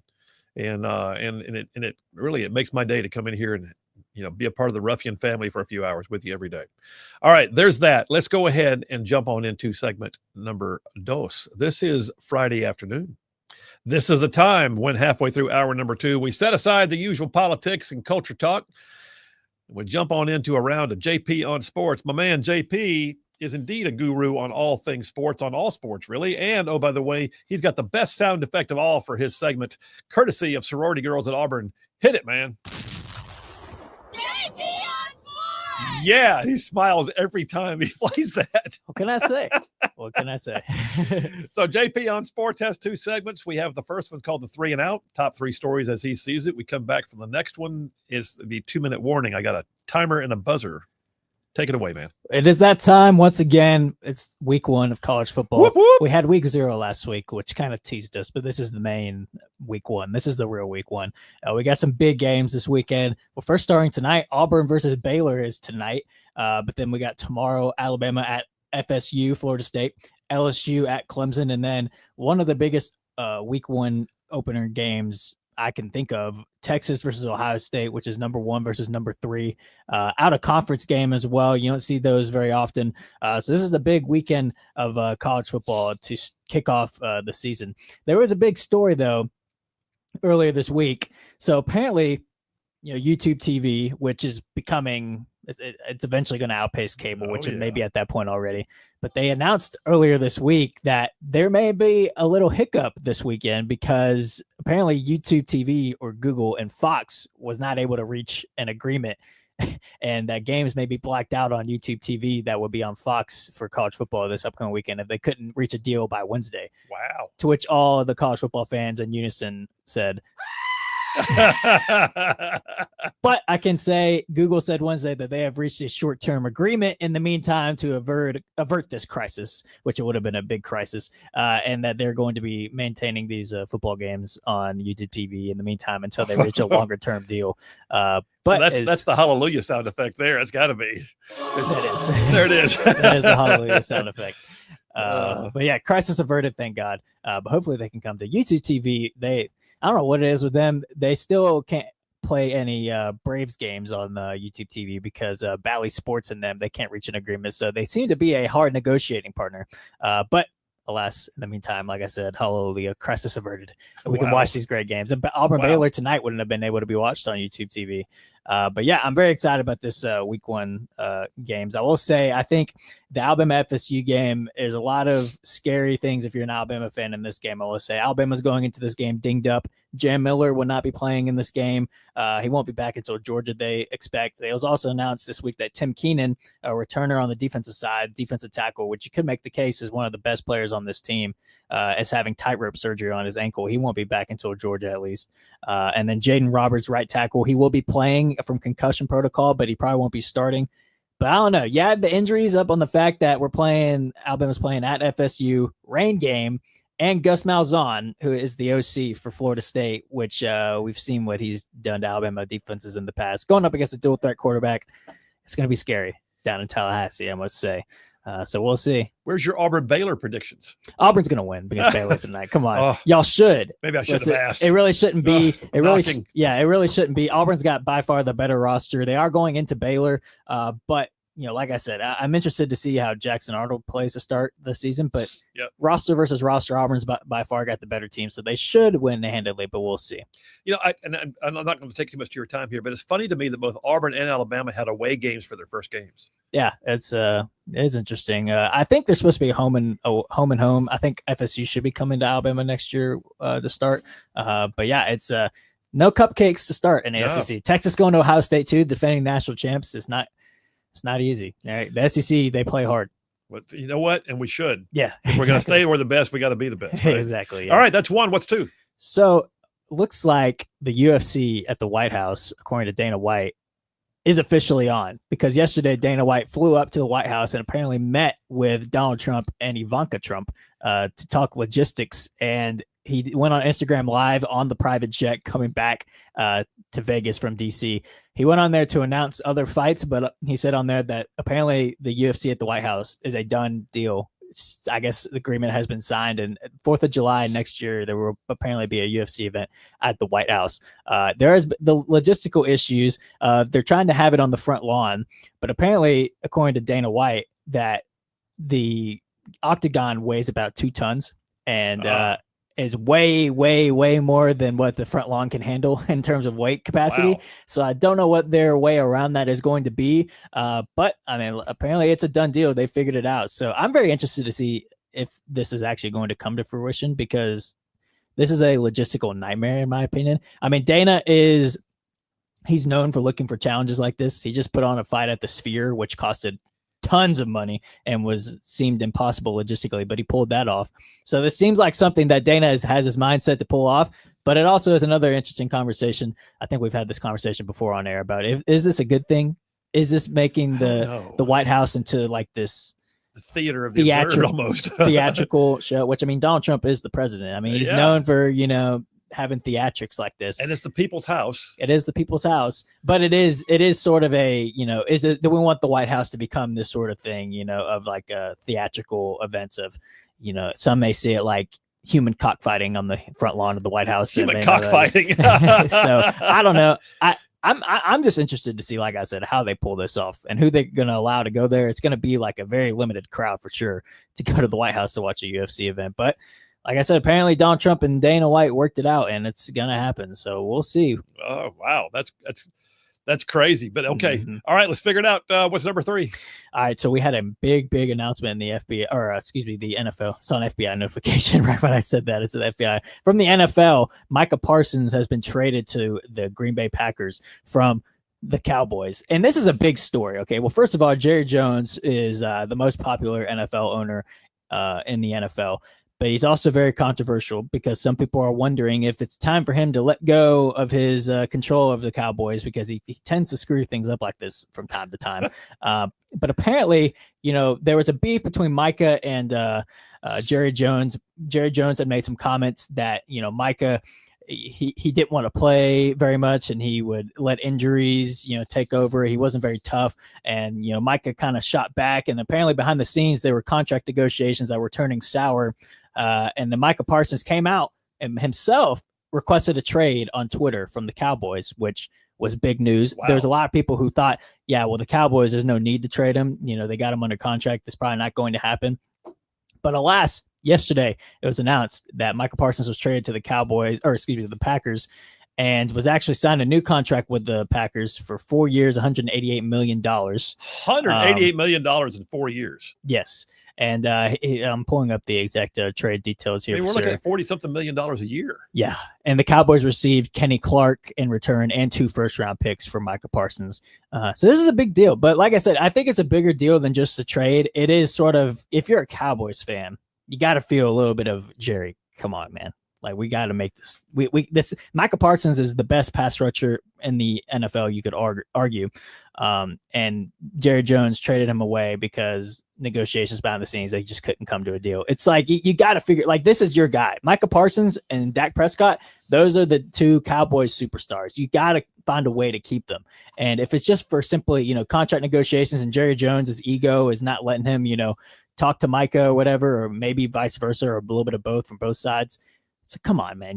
This isn't the 1970s, 1960s where you can make a contract on a handshake, which is what Jerry Jones said they had. He goes, we had a handshake agreement. It's like, well, this is 2025. There's a little bit more than a handshake agreement here. So I don't know if there's any Cowboys fans out there that are ruffians that want to chime in and let us know what you think. I think this is a disaster that's Jerry Jones let this happen. Okay, so I'm looking at this right now. How long has he been in the NFL now? 4 years, 5 years, 6 years? Something like that. He was at Penn State in 2018. I mean, how much more time has he got in the NFL in his prime? I mean, he's probably got 4 or 5 years, I would think. So he's been in the NFL for 4 years. He can't be that old. I would assume he's 26 years old. So he's got a good bit of his prime left. I mean, You're letting one of the premier pass rushers on your team, walk over something like this. It's nuts, but we'll see. Jerry Jones, he's not going to relinquish his control of the Cowboys on his own. Somebody would have to push him out. Halfway through the season, Jerry Jones is either going to be he's going to be the GOAT, or he's going to be like a goat rodeo. It's going to be one or the other. Yes, that's true. All right, is that 3? Already at 3. All right, that's the first round of JP on Sports. We're going to come right back with the second round, which is called the 2-minute warning. I've got a timer and a buzzer, and he's got all the stories at 2 minutes each. Phil Williams, Rightside Radio. Y'all stay tuned. We will be right back.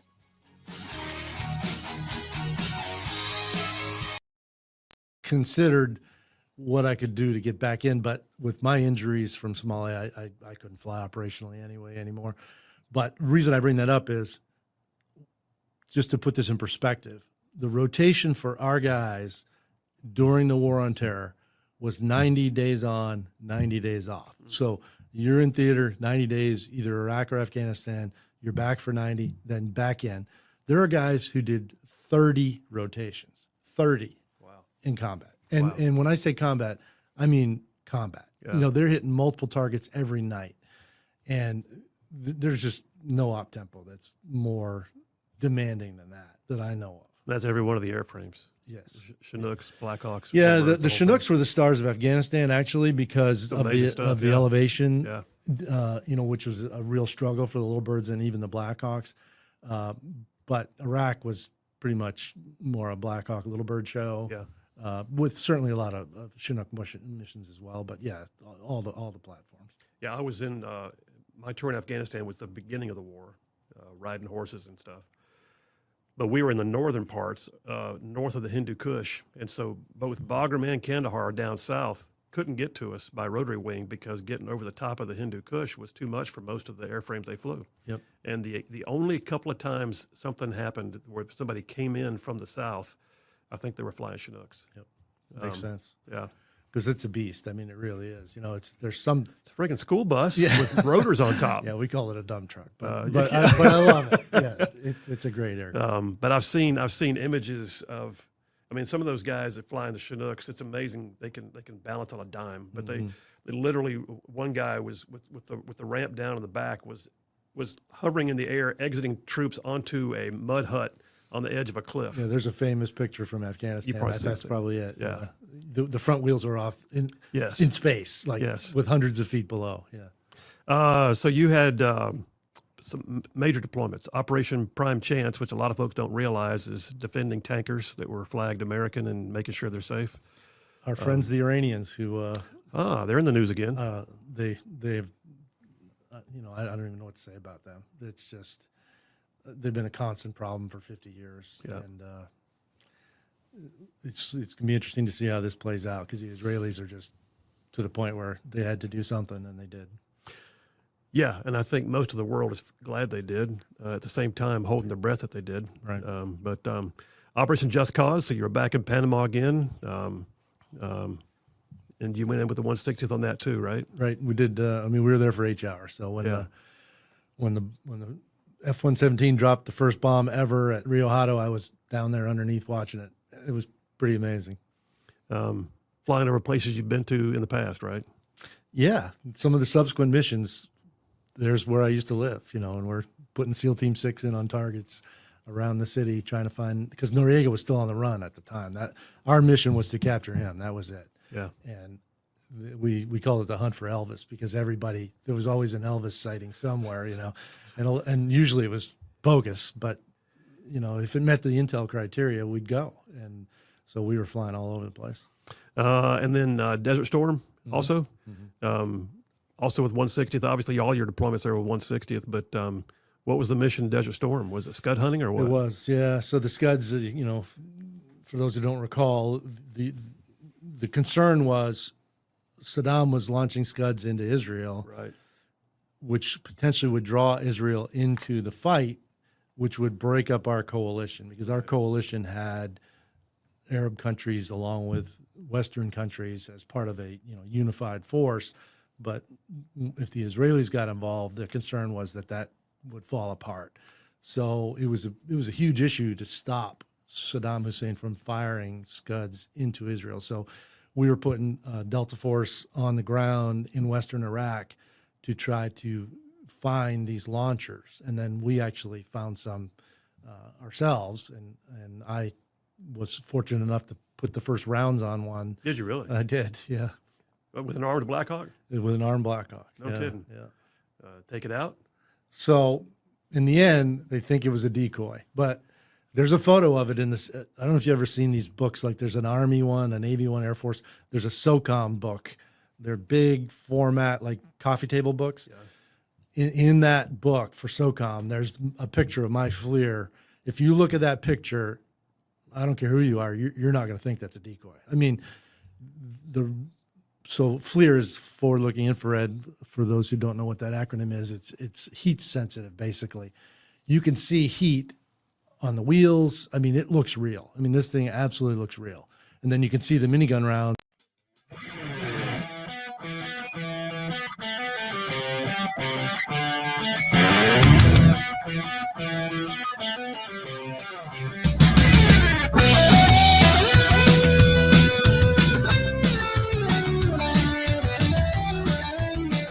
And we are back. Phil Williams, Rightside Radio, solid, conservative, and just plain right. Just making common sense like a superpower. All right, round two of JP on Sports. It's called the 2-minute warning. I've got a stopwatch and a buzzer. 2 minutes. Go, dude. So this story from Outkick today is pretty crazy. So if y'all remember the swimmer Leah Thomas, the guy who pretended to be a girl, I believe he was actually the one that beat Riley Gaines in the swimming match. I think so. I believe. Once. But so apparently Outkick is released an exclusive today that apparently ESPN was being reached out to from other Virginia Tech swimmers about Leah Thomas, and the ESPN intentionally ignored them and refused to cover the story. Wow. So apparently reporter Heather Dinich, which I believe she's been pretty vocal on liberal issues before, Jade Bullock, and then executive Faith Celeste McCarthy, they all three were directly reached out to by female athletes who were among the first to voice their concerns about Thomas. And like this Outkick article says, ESPN directly ignored them. And when Outkick reached out to these people at ESPN, you can imagine that they declined to comment.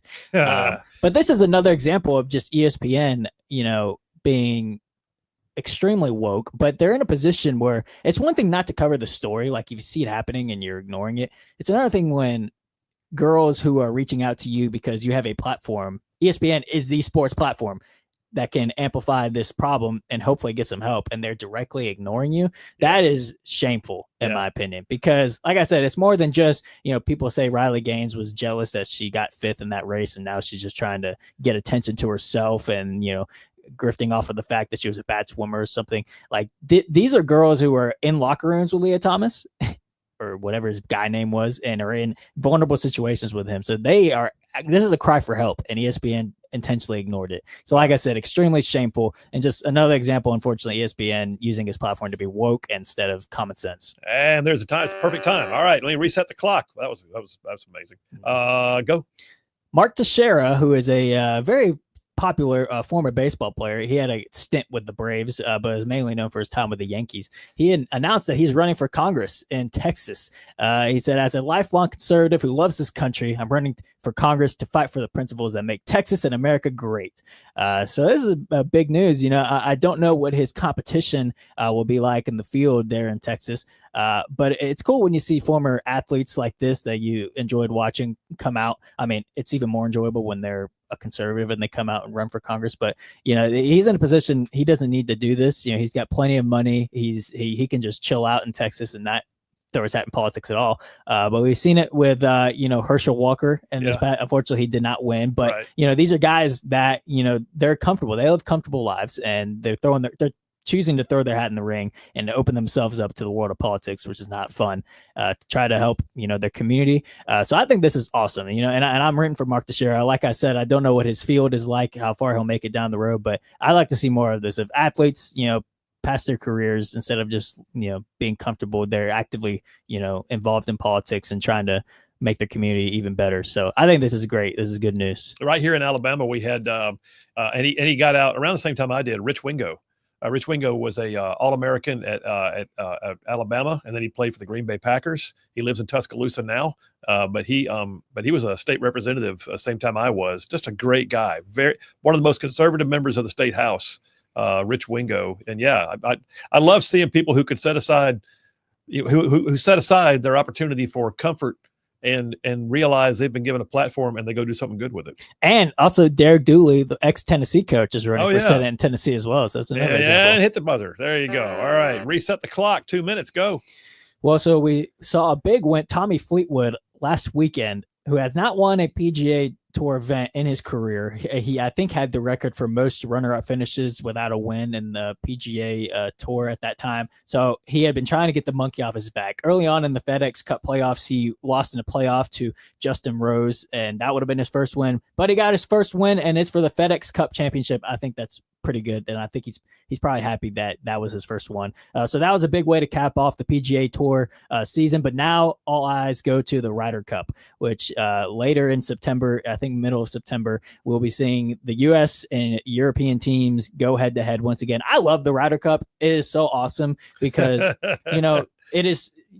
there's a passion from these guys that are, rivals on the PGA Tour, season, but then they go and now they're playing for their country, and just the fans are so much more into it. The players, the golfers are, amped up like they aren't, not like they are in the PGA, from week in, week out. The stakes are high, and there was a lot of people who thought that Keegan Bradley may become the first playing captain since Arnold Palmer in 1963, but he did not pick himself to be on the team. So the captains normally don't play. They're kind of picking pairings and they're overseeing it all. They're kind of like the coach. But he had an opportunity. He could have picked himself, but he did not pick himself. But the USA still got a great team. Bryson DeChambeau, Scotty Scheffler, Xander Schauffele.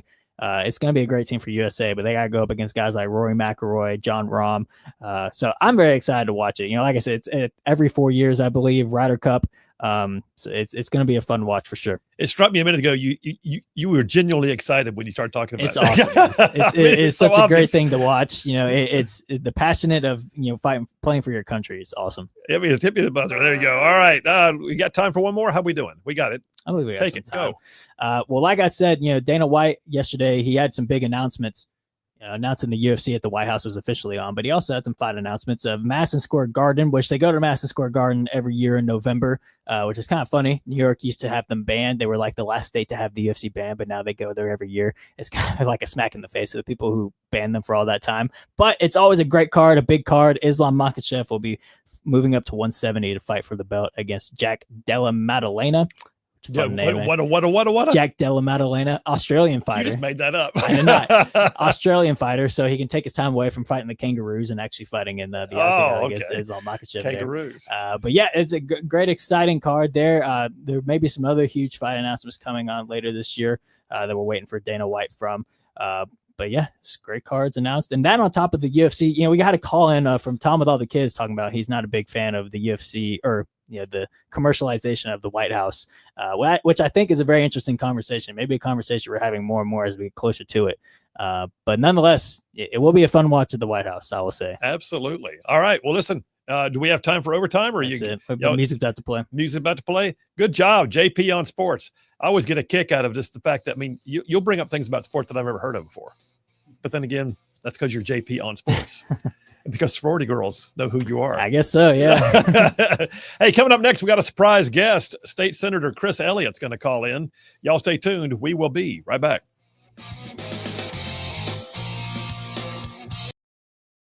Hitting on the way up but it didn't blow up. And we had a Scud expert back at the operations center when we got back, and he said, you're really lucky it didn't blow up, because if it blows up, it's like the space shuttle going off because there's so much propellant in there. Oh, wow. And we were pretty close. We were probably within 200 meters when we broke. Oh, wow. Break meaning you're diving, you're shooting, and then you break. And he said if you would have blown it up, it probably would have taken you out. So, okay. Glad to take that all day long. Yeah. You still get credit though, right? I guess so. Yeah. And then there's Operation Gothic Serpent, which is heading into Somalia. Became known as the Battle of Mogadishu. A lot of your book, of course, and rightfully so, is focused on that mission. I want to dive into that for a bit, because that's the one. Your situation in the Battle of Mogadishu took you out of running in obscurity in terms of your personal name, and thrust you into the eyes of the entire world. And I remember that. I remember when that happened. It was amazing to see it. But for those who don't recall, Operation Gothic Serpent, the intro into Mogadishu for the United States actually started under George H.W. Bush. Correct. but it transitioned in early '93 when Clinton took office. Correct. So you were there during Clinton's era, correct? Yes. All right. So Clinton took office in January '93. Task Force Ranger is the name of the U.S. presence, I guess, at the airfield there. And then in October, was it October 3rd, I think? October 3rd, '93, launched what many people just refer to as Black Hawk Down, because that's the book and the movie. And I guess code word Irene was what launched the mission, right? It was. Which my secretary downstairs at the law firm, her name is Irene. I Oh, told her really? one day, I said, I don't know if you're aware of the use of your name in modern pop culture. And she went, I've never heard that. So anyway. And actually, that's my character that says it in the movie. That is your character. Yeah. And I want to talk about the movie and all that too at some point, just to get your thoughts on it. But Rangers have the mission of going in and securing some high value targets, or securing the scene so that Delta can secure the high value targets. You're part of the flight in. Who were you bringing in, by the way? So I was the flight lead, which means I'm responsible for my whole flight of aircraft of the Ranger blocking force. So it's basically split into two pieces. We had the assault force, which is where the Delta guys are. They're primarily on little birds. Yeah. And they're going to go in first because they want the element of surprise. They want to be, busting doors down before, with limited amount of time to react, right? If you put the blocking force in first, then you bring the assault force in, the bad guys have a little bit more time to react. So they're going in first. We're right behind them. So as soon as their birds pull out, we're moving in, and I had 4 Blackhawks that made up the blocking force, plus 2 spare attack little birds, plus the search and rescue birds. So we're all coming in together on the second wave, basically. And we just set up a box. I mean, all they want is put a Ranger platoon on each corner, and the purpose is twofold. One, keep more bad guys from getting in, and then obviously we call them leakers, keeping the people you're after from getting out. And that all went pretty smoothly, even though we'd done it 6 times before. This was the 7th mission. Right. And, we had tremendous success. We had captured, I think, 27 people on a list of 50, taken no casualties of any significance. We didn't lose any birds. I mean, it was all going pretty well. There were 3-day missions and 3-night missions leading up to that. And this 7th mission is a day mission, which created some risk factors that we knew about, but, not my call. Part of the job. But yeah, the commander makes the call. Right. They're within tolerance, I guess you could say, and when we go, and then all hell broke loose. Yeah, it got crazy on the ground pretty quick, didn't it? It did. I know we had one Ranger injured on the fast rope end, and that created the scene. And then I guess the all call went out, and it seemed like everybody in Mogadishu had an AK-47, and they all ran to the scene.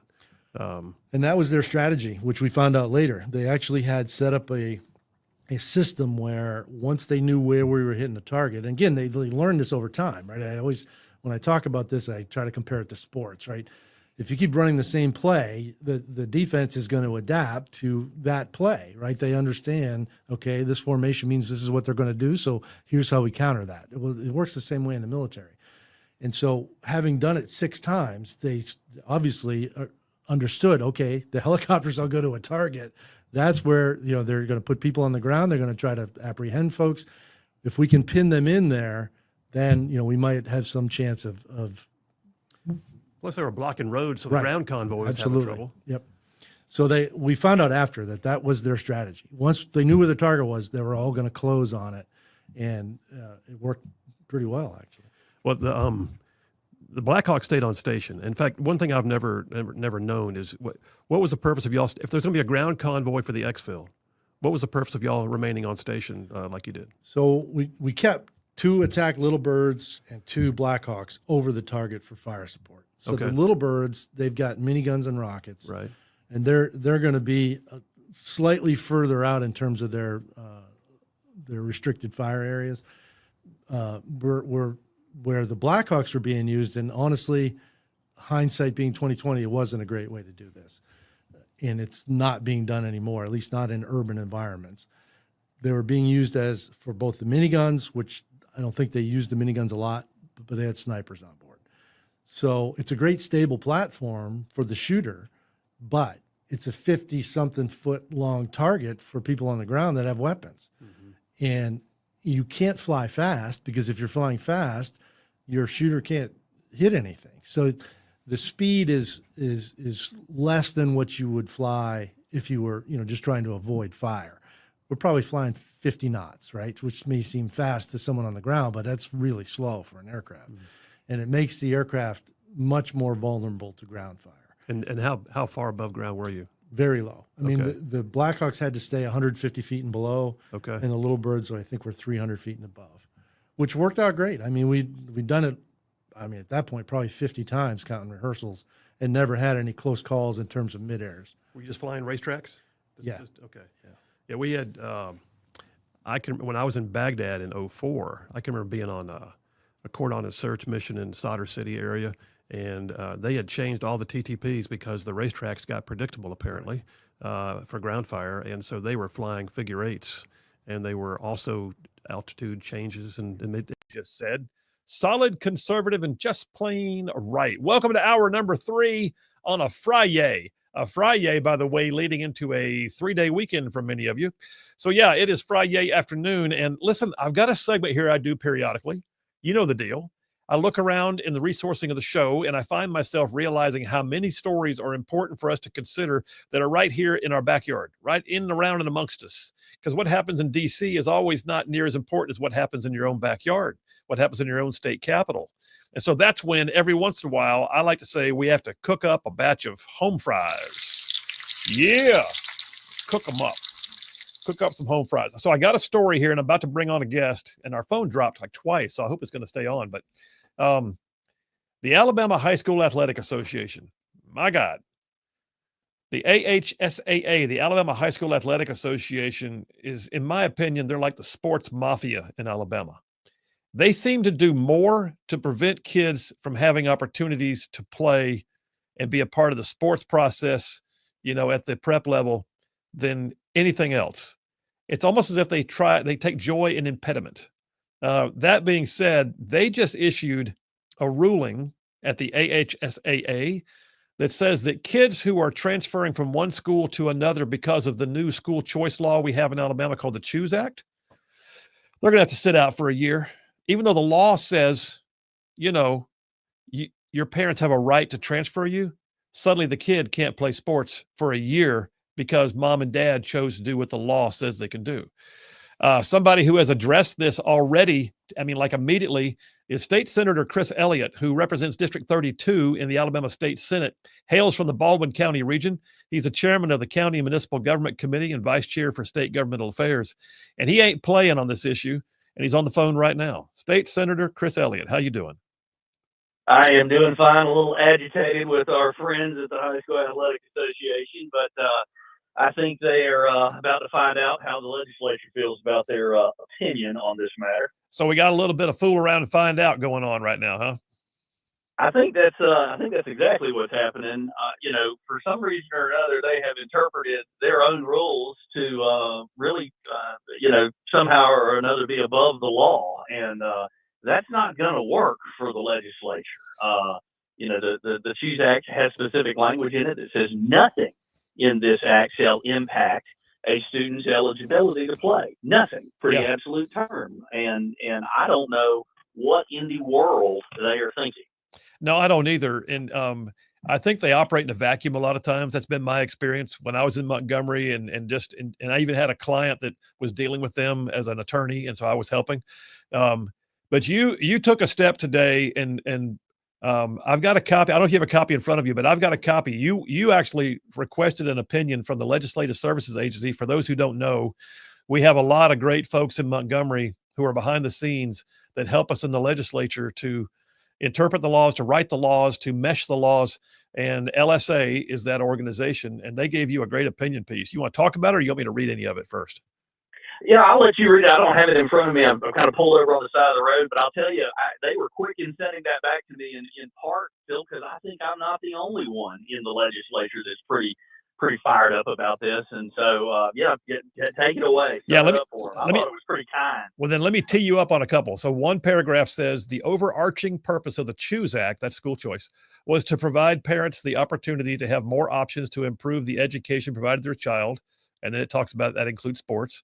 And then it says the legislative intent that the availability of these educational options should not be foreclosed based on athletic considerations could not have been more clear. And then it says the law explicitly states, quote, nothing in the Choose Act shall affect or change the athletic eligibility of student athletes governed by the AHSAA. It even names them in the law.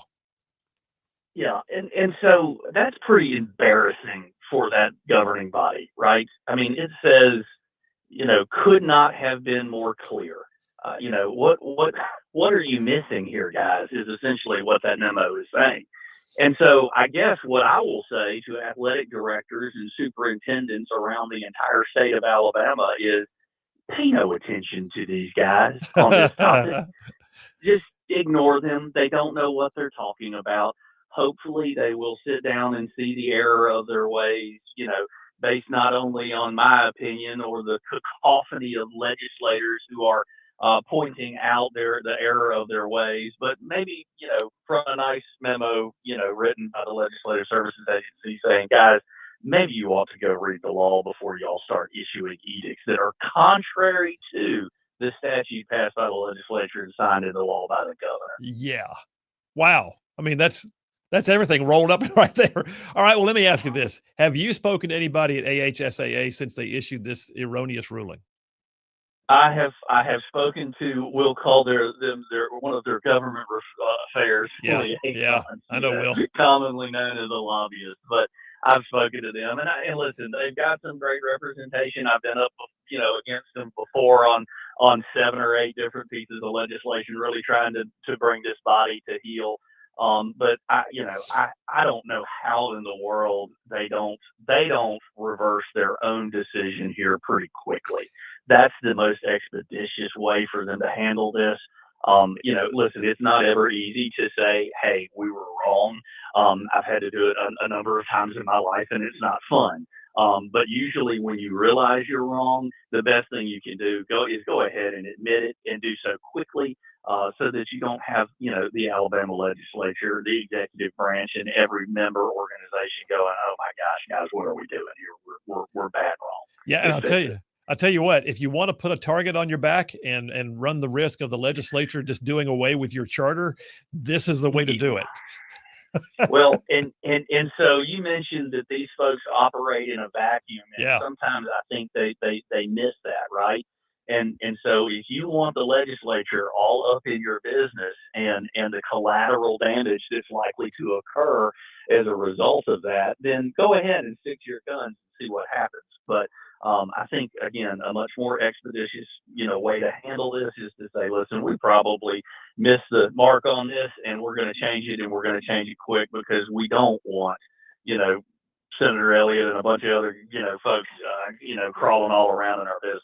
And so hopefully they'll go ahead and do that quickly, so that, as you point out, the kids can go back to playing ball and doing what they're supposed to do, which That's is right. the intent of the legislature and ought to be the intent of the Alabama High School Athletic Association. I saw where in this article I've got in my hands from the Trussville Tribune today, Representative Danny Garrett, who's a budget chairman, he's from Trussville, so that was his local newspaper interviewing him.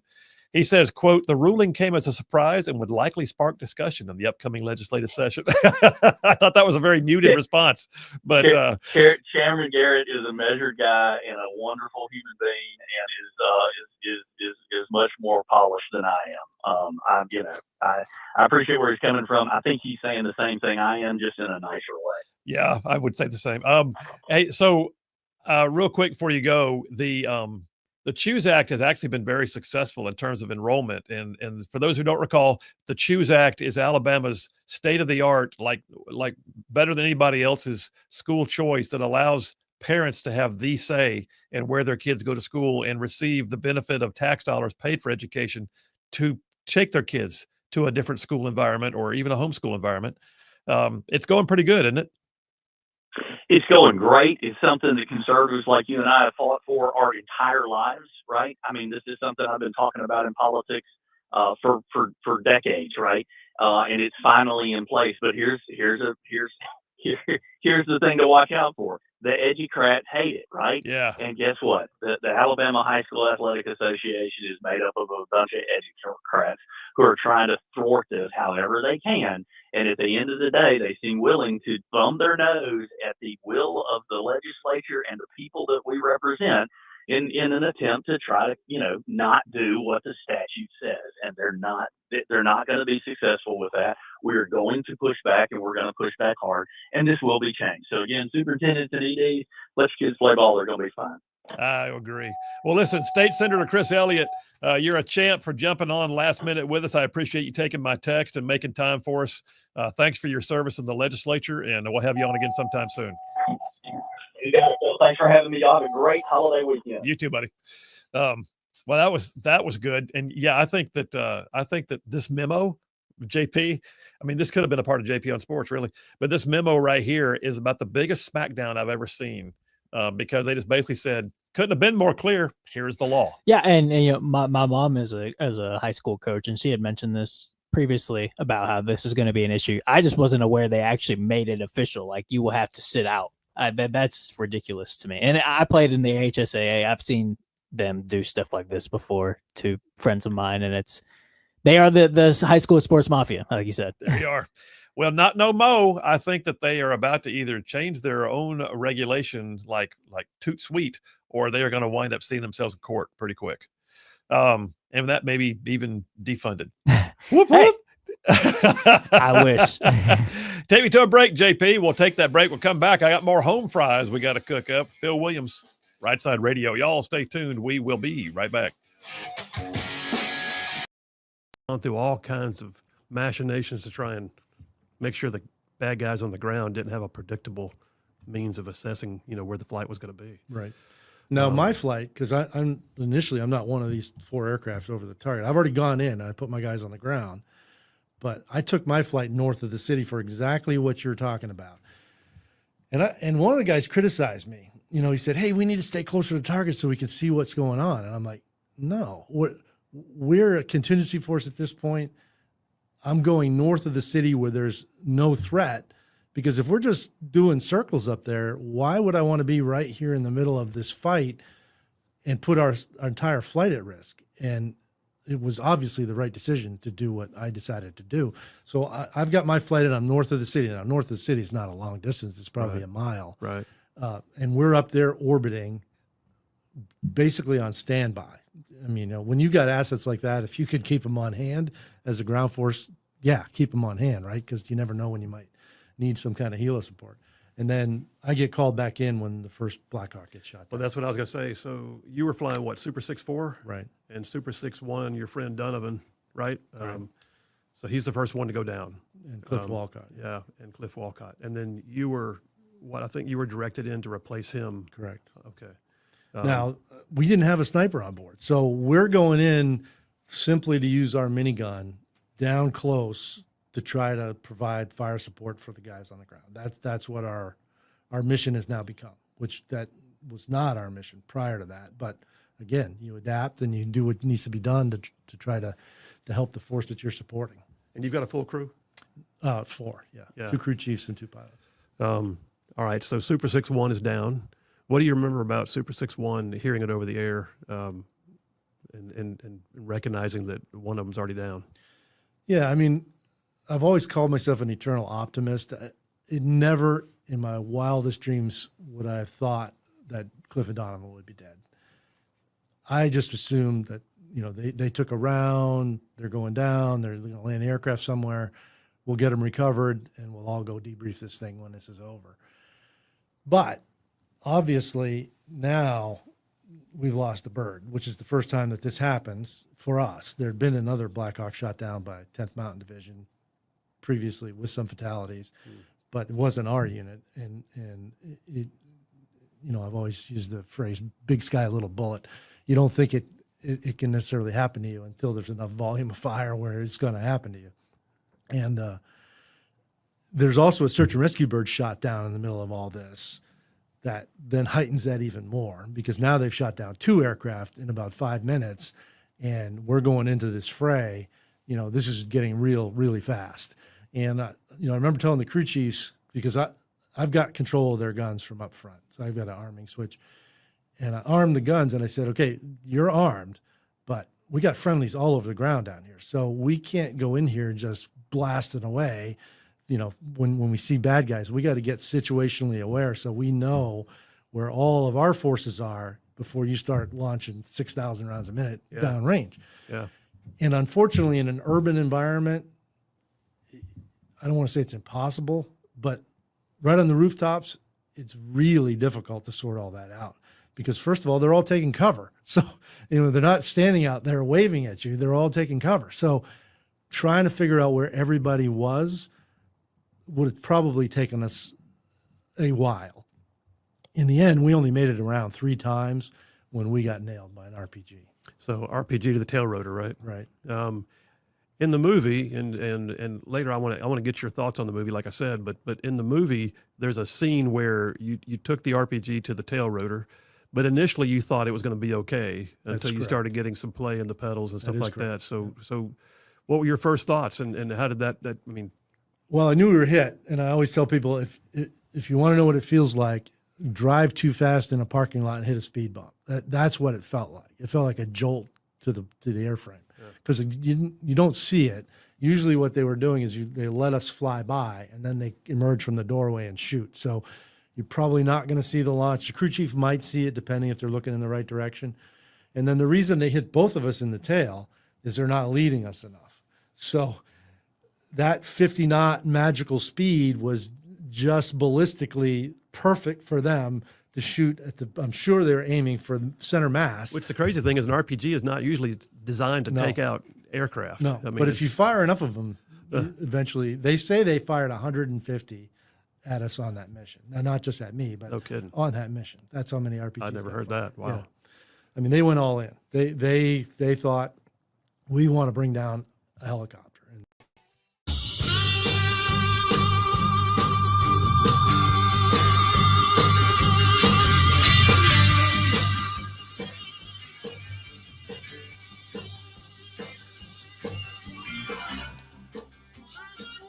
And we are back. Phil Williams, Rightside Radio, solid, conservative, and just plain right.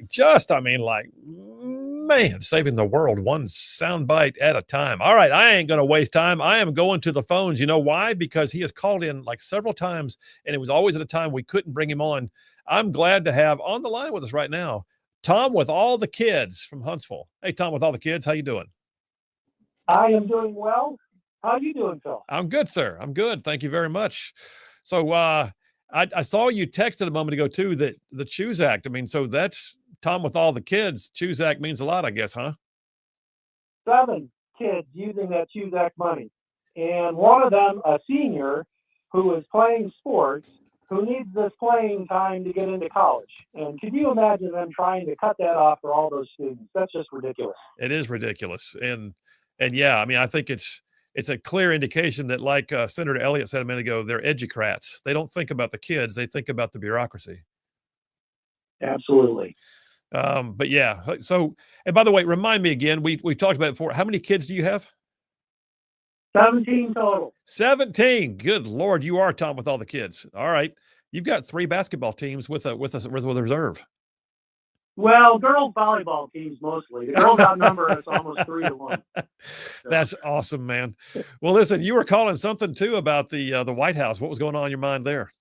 All right, so yeah, guys, so first rule of Fight Club is you don't talk about Fight Club, but we need to.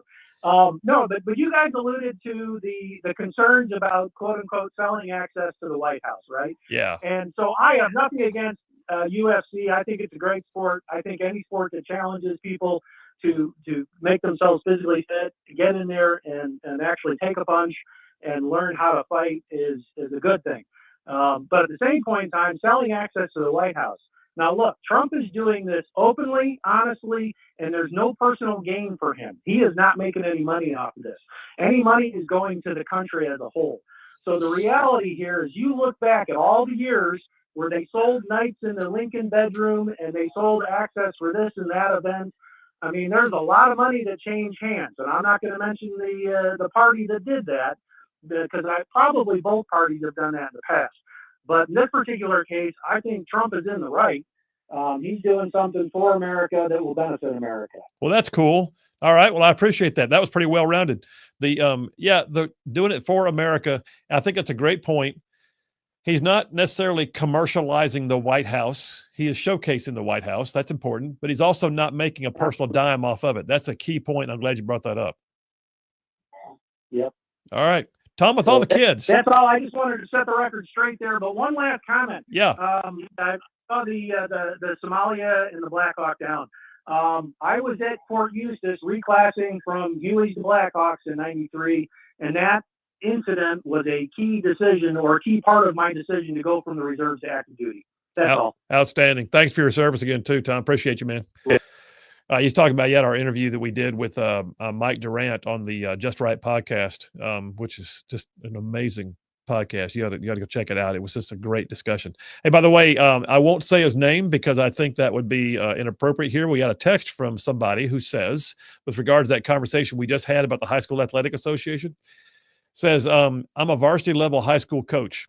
We've gotten several notices the past couple of weeks from the High School Athletic Association regarding transfers. He said, I got to admit, I didn't think about those athletes optimizing the Choose Act, but the AHSAA is hardcore on transfers right now. Says, you're spot on, Phil. The AHSAA is garbage. It's too much politics and money. And yeah.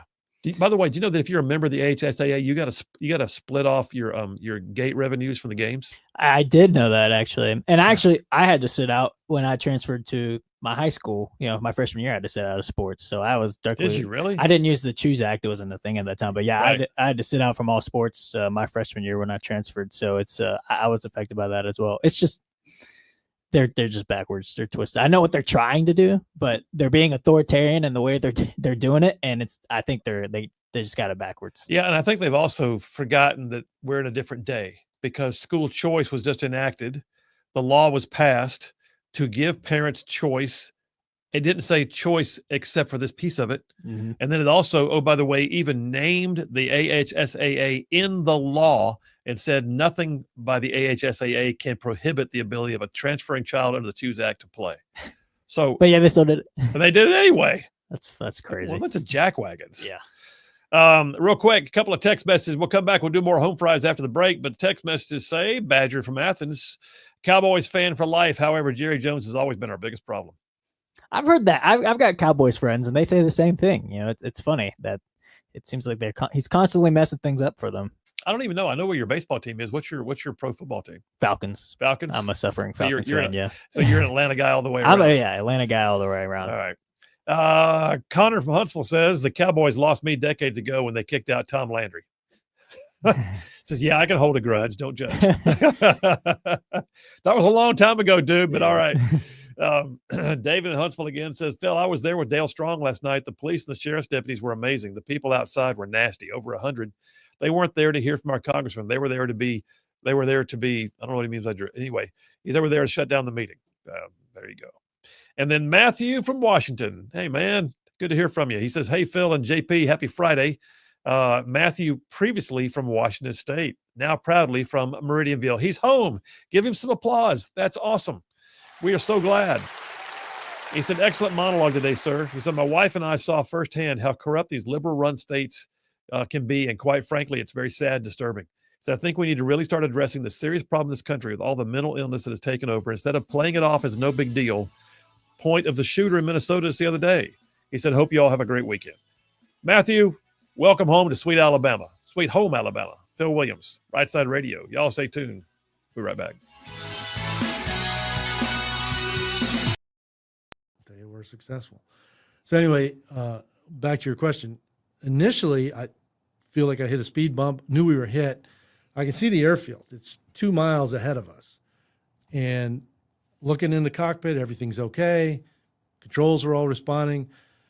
But what had happened was the gearbox had been blown apart, and it's like a transmission in your car, right?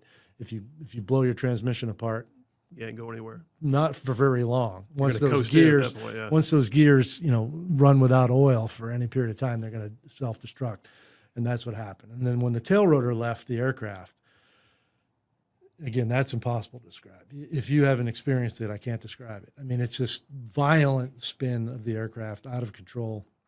What do they call that? Counter rotation or something, where you're trying to restore Yeah, it's stability? well, the tail rotor is there to counter the torque of the main rotor Right. system. Again, if you think about a drill, people are familiar with that. You pull the trigger, you can feel it want to turn. That's torque.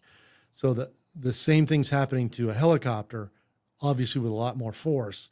The tail rotor is mounted horizontally to push against that force that's wanting the airframe to spin.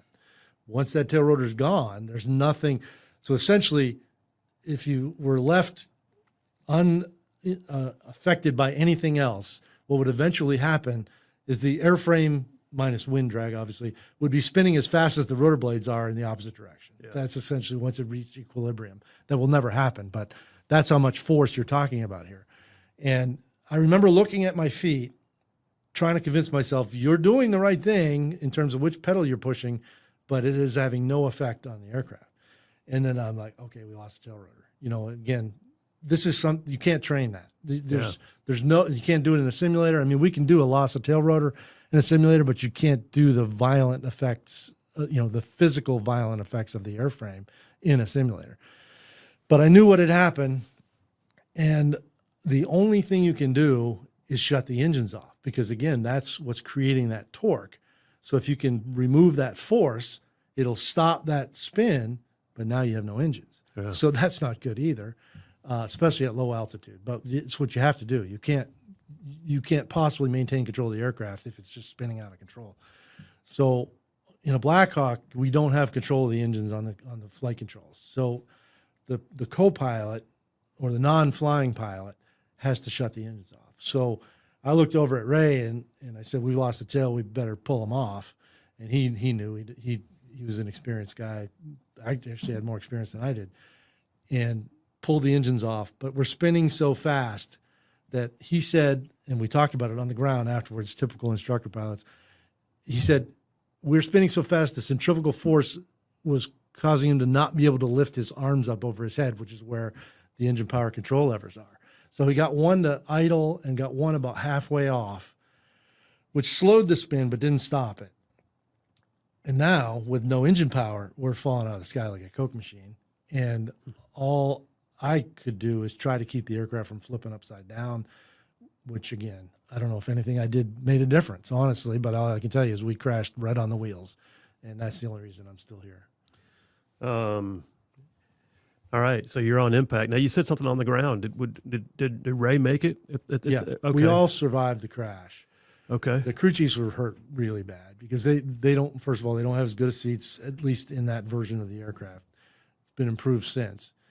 And they're probably not strapped in, meaning, they operate on what we call monkey harnesses back there. Yeah. So they're on a strap, but they're not strapped into their seats, which have, all of this crash survivability. I use those as built a in. jump master in Yeah. Blackhawks. Because it allows you to move around and do the things you need to do. And, you get in the seat when you have to land. Well, they didn't, obviously we're not planning to land, so they're probably not strapped in, or at least not likely that they're both strapped in. So, that violent crash, they were probably not going to make it. But Ray, he was not hurt as bad as I was. And we're talking, once I regained consciousness, we're talking about what happened, and there was no reason to talk about what happened. We should have been talking about, hey, the heck, we're going to survive the next 5 minutes here. But we did, and that's when he explained what he had tried to do. Hey, all you Rightside ruffians out there, you are listening to Rightside Radio, solid conservative, just plain right.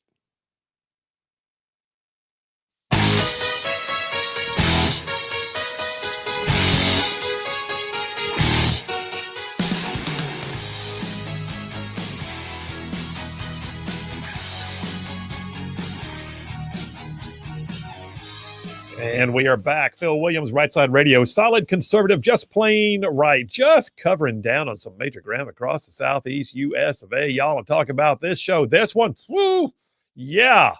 Goes from like Huntsville back over to Chattanooga, and from Tuscaloosa back over to Gadsden, and all the way down to that lovely little village on the plains we call Auburn, straight across the line.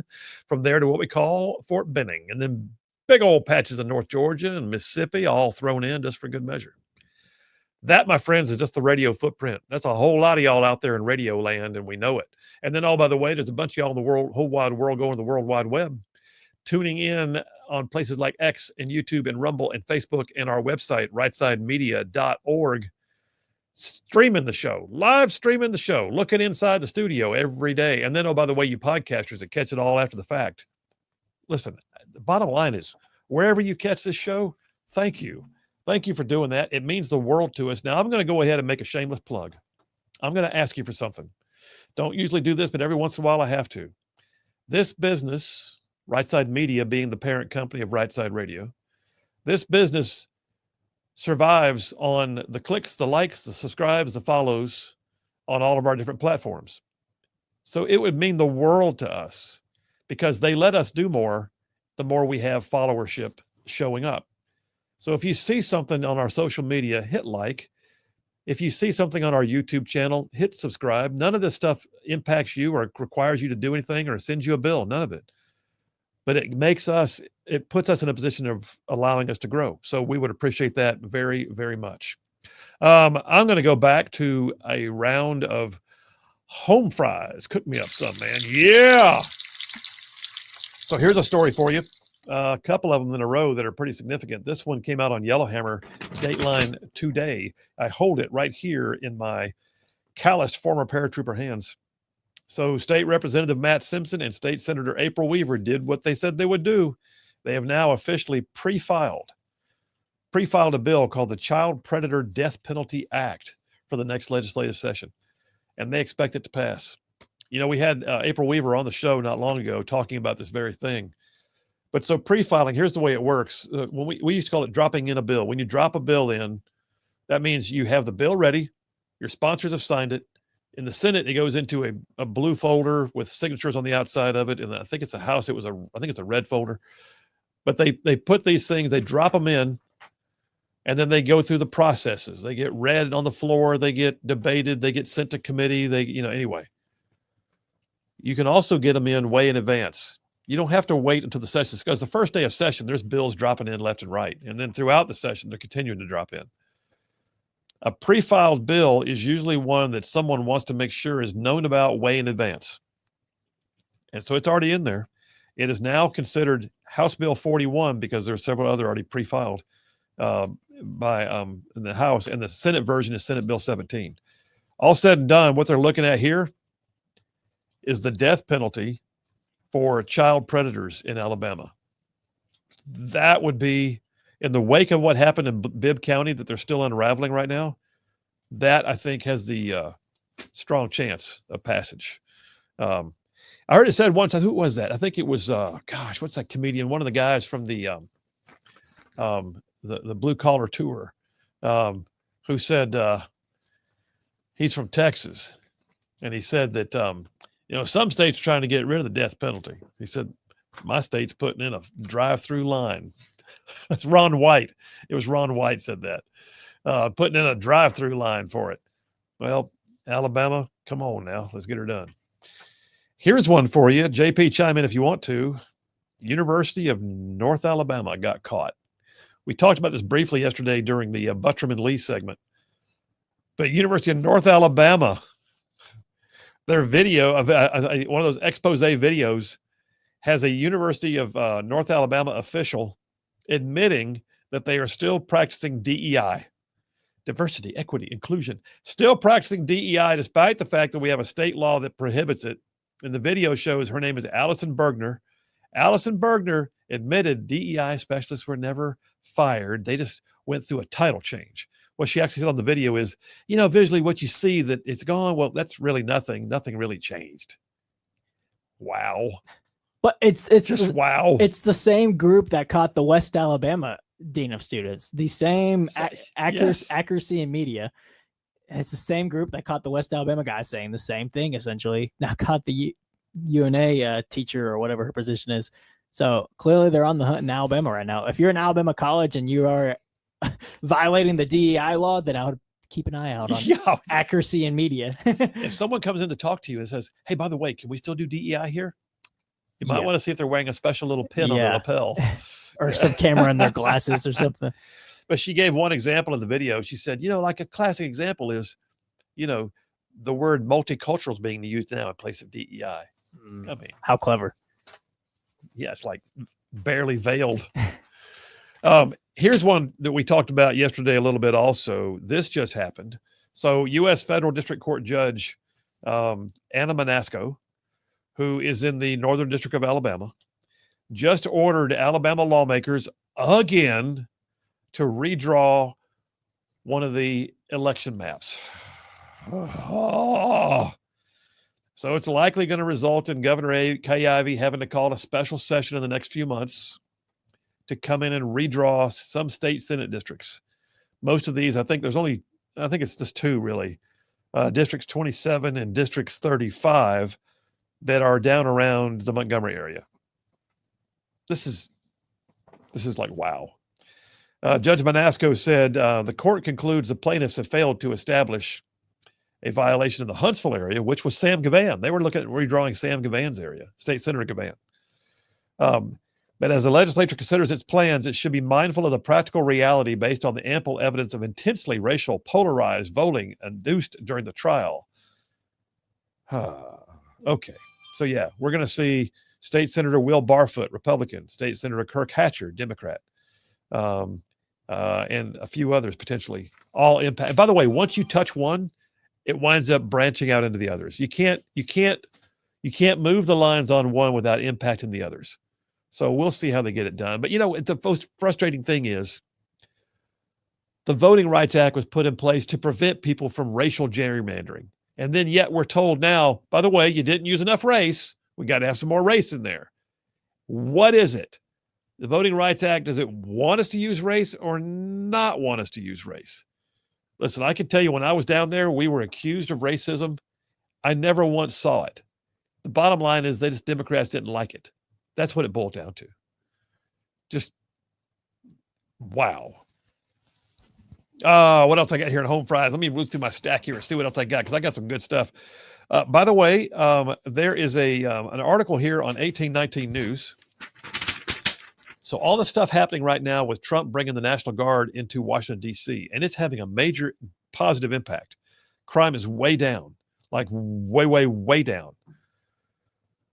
But at a recent fundraiser here in Alabama, Tommy Tuberville, running for from the U.S. Senate, running for governor, was answering questions. He was asked about the National Guard in Alabama cities. He said it'd be one of the first things he'd be willing to do to assist local law enforcement. So there's the governor. I mean, contrast this. There's the governor of Illinois, J.B. Pritzker, who is telling Trump to stay away. We don't need your jackbooted. I'm paraphrasing, but he basically said, we don't need the National Guard. Stay away. We don't want you. Get out of here. We'll resist it.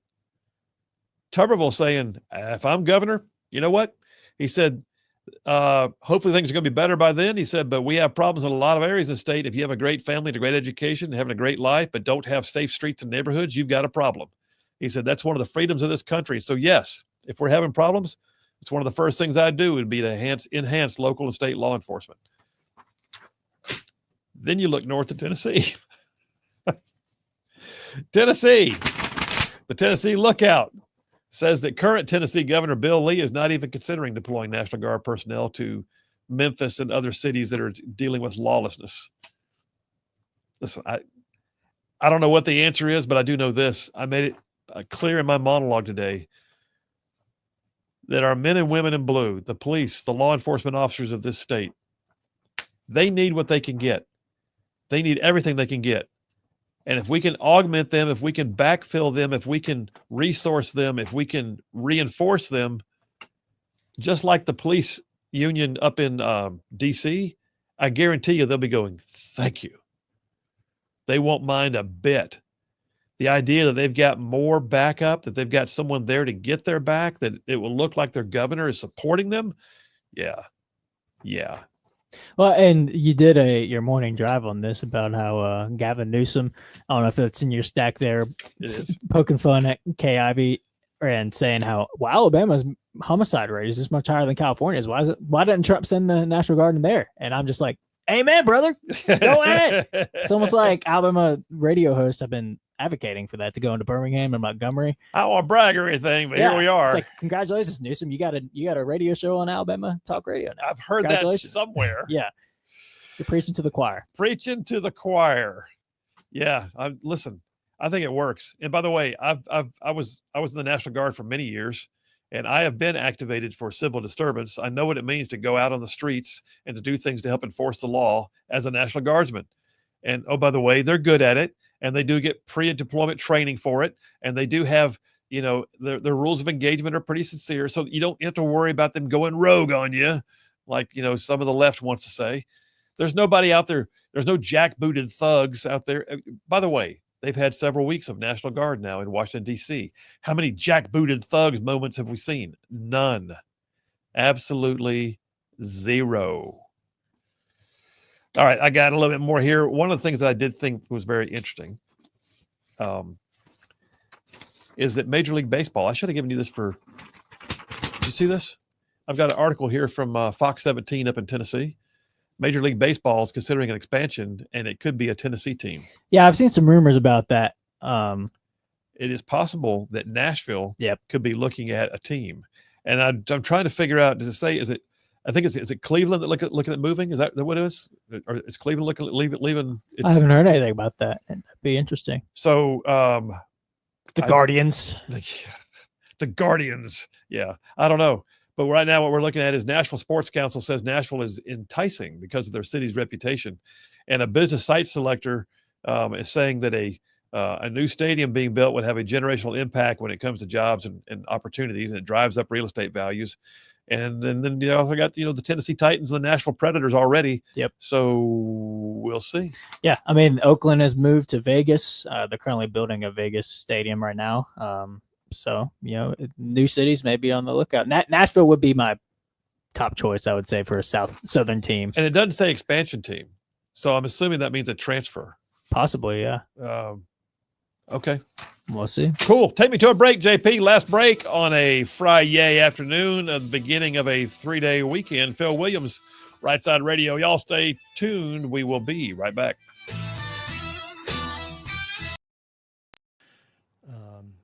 And then he was able to get himself out of the cockpit. There's no way I could get out. I had a femur fracture, crushed vertebrae in my spine. It's hard to get out of a Blackhawk cockpit when you're healthy. Mm-hmm. With those injuries, there's no way. So I just thought, I'm just going to fight it out from the cockpit. I did not recall that your co-pilot had made it, but they didn't survive. Am I correct? Well, they were killed in a firefight. Yeah, they're all killed in the firefight. Yeah, I remember that now. All right, you're still stuck in the cockpit. I remember, I'm assuming it was when I read it, that you had a kind of an off the books weapon. Didn't you have an MP5 or something like that? Mm-hmm. Was that standard issue, or was that for us? Yeah, was okay. Yeah, we used the MP5. They don't use it anymore, I don't think. But that was our we had an M9 pistol and an MP5. So you wound up having to engage targets yourself while you're on the ground in the cockpit? Actually, not from the cockpit. That's one area where Black Hawk Down deviates from what actually happened. I mean, I did consult a little bit on the movie, but really not much. I guess if they're going to exaggerate something and make you look better than you actually were, that's a good thing. But yeah, they have me, blasting away from the cockpit. It was amazing how quickly Gary Gordon and Randy Sugart got to the cockpit. There were no Somalis there yet, and that's why I hadn't fired any rounds. I had my MP5. I was ready to go, but nobody had showed up. And then all of a sudden, Gary and Randy are standing next to the cockpit, and I'm like, wow, this is over. There's a rescue force here. Which is an amazing story in itself. I mean, both of them wound up with the Medal of Honor posthumously, but I recall reading that they both requested 7 times to be put on the ground, knowing full well that there was only going to be 2 of them and no telling how long till the guys of the Rangers got there. You're right about all of that. And again, I only know about it secondhand because obviously I'm not on the aircraft with them. But they were told initially no, and eventually convinced the leadership that if they were not let in, we were lost. And you know, you don't know what's in the mind of someone else, but they had to know, hey, this is going to be dicey at a minimum, because it took 8 hours for another American to get to our crash site. Yeah, which is crazy when you think about the fact that as you were going down, you could see the airfield roughly 2 miles away, and yet it took 8 hours for anybody to get there. And it's because, well, we were resource constrained, and there were so many things happening. You had 6-1's crash site, you had the convoy, you had the target, now you had my crash site. So really, the commander's got 4 things that he's got to deal with, and he didn't even really have the resources for one. By the way, I'm going to chase a rabbit real quick. I don't know if you heard this yet, but you know the whole base renaming thing that happened. I was going to bring this up about Gary Gordon. Yeah. And it's a brilliant solution. And I just read it a couple days ago. Yeah. For those who don't know, that Fort Gordon was one of the names that nobody knew was apparently tied to a Confederate. I didn't know that Benning was. I didn't know that Rucker was. I just went and trained there, you know, as I'm sure you probably did.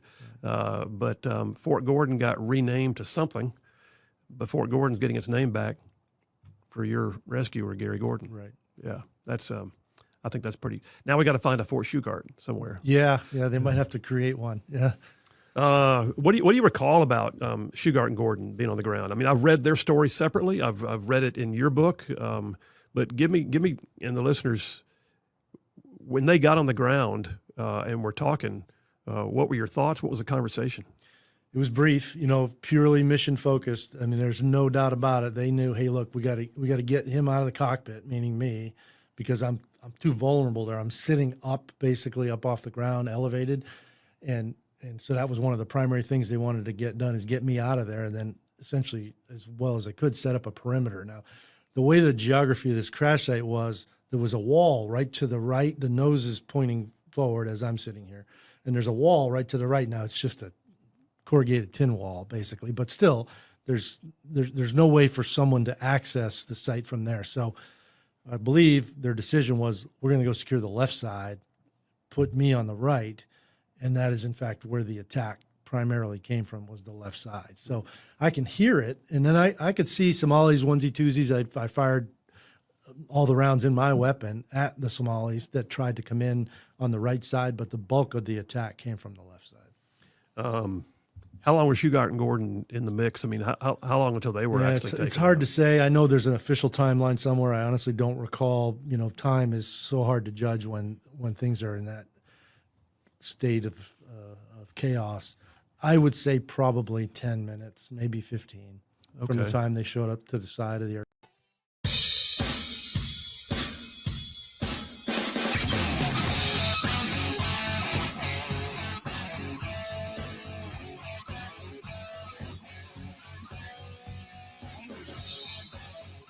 And we are back. Phil Williams, Rightside Radio, solid conservative, just plain right.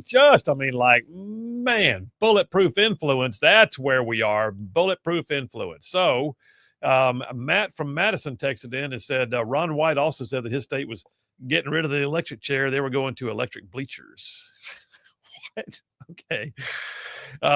Matthew from Trinity said, we should redraw the lines the way that DeSantis and Abbott did. Oh, he also corrected me. Ron White said it was not a drive-through lane. It was an express lane. Express lane. Nice. That's even funnier. Thank you very much. Grades are in. John from Huntsville says, J. Peak is an A+ for his nearly perfect performance, which means today's winner is obviously the magnificent Phil Williams. I feel funny reading that out loud, but thank you. With an perfect A+ for his fantastic monologue and for his absolutely spot-on comments. Congratulations. By the way, JP, I hope you fill out your college football picks for the pick'em group. I'll have to do that. He will make sure you do. I'll do it right after the show. All right, let me go to the phones because it is a Friday afternoon and it's almost that time of day. So yeah, Jeff Rowe from Indiana is on the line. Hey, buddy, how you doing? I'm off work today, so I'm doing real well. Wow. Did you get like a 4-day weekend? I think that's what they're going to make me, but with the place I work for, you got to look for emails, and then when they come in, you work. When they don't, you don't. Oh, wow. They never Okay. say nothing. Wow. Okay. Well, nonetheless, So you got any plans for the weekend? Y'all got some family stuff going on? Gonna grill out? What you gonna do? I'm going to go to some wineries with some friends tomorrow, look for a motorhome, do a little swimming, a little cookout maybe, and everything on Sunday or Monday. So yeah, it's Good. gonna be a long weekend. For a motorhome, so you gonna start like traveling the nation in a motorhome?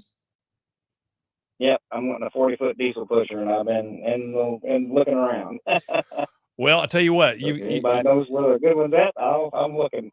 there's wow, that's awesome. Well, listen, that's gonna be fun. You and Miss Carolyn traveling the world and seeing all the sights. But tell me, what are your thoughts on what we talked about today? I talked about the dark side of the web and how these is evil, sinister stuff that's like brews there. I talked about some home fries, about the High School Athletic Association. Give me your thoughts, brother. Well, I think the problem is like with this shooter and everything. It's everything is gone. Where they tell you everything's okay. There's nothing wrong with you. There's basically no mental help out there for people like this. No true mental help. Yeah. And then they get hooked in on these like-minded people, I guess you'd say, and they influence them. And we've been told that no matter what you do, it's okay. It's okay. There's nothing wrong with what you do, even though it's completely out of your mind and sinister or whatever. But that's okay.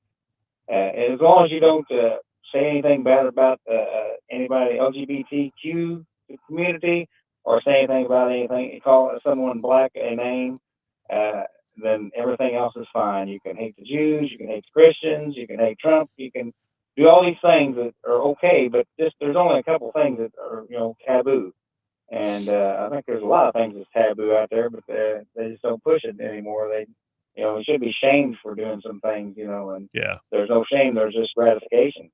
It's crazy. It is crazy, and when you combine that with mental illness, it gets way, way, way deep in the weeds. And I said on the show earlier, my first thought when I saw that the murderer in Minnesota killed himself, which of course saves the need for an investigation. All that, no, apparently not. The FBI is still investigating. My thought was, what are they investigating? Then it dawned on me, there may well be people in those online chat rooms where he was getting just all of this constant negative feedback that either collaborated or conspired or participated in the planning of this. And I think they're going to find them if they can.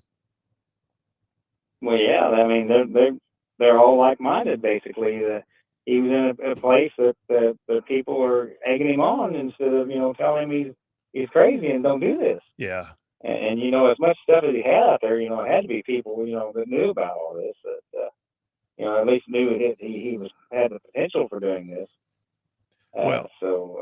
Yeah, it's an absolute mess. Go ahead. We quit spanking children a while back. Dr. Spock was.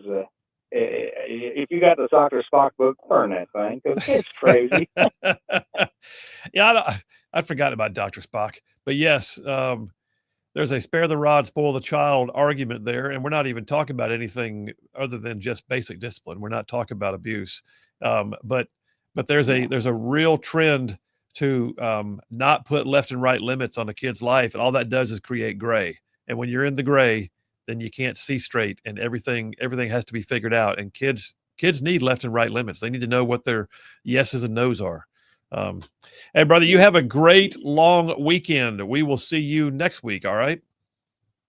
All right. You all have a good and happy and safe Labor Day weekend. All right, brother. Take care. All right, listen, the music's playing. I will tell you right now, we will also be off. The Rightside staff is off on Monday. We have some great choices for replay for you, those that want to tune in. We appreciate all of you. Do not forget, there's more of us than there are of them. God is still on his throne. Y'all stay in the fight. We'll see you Tuesday.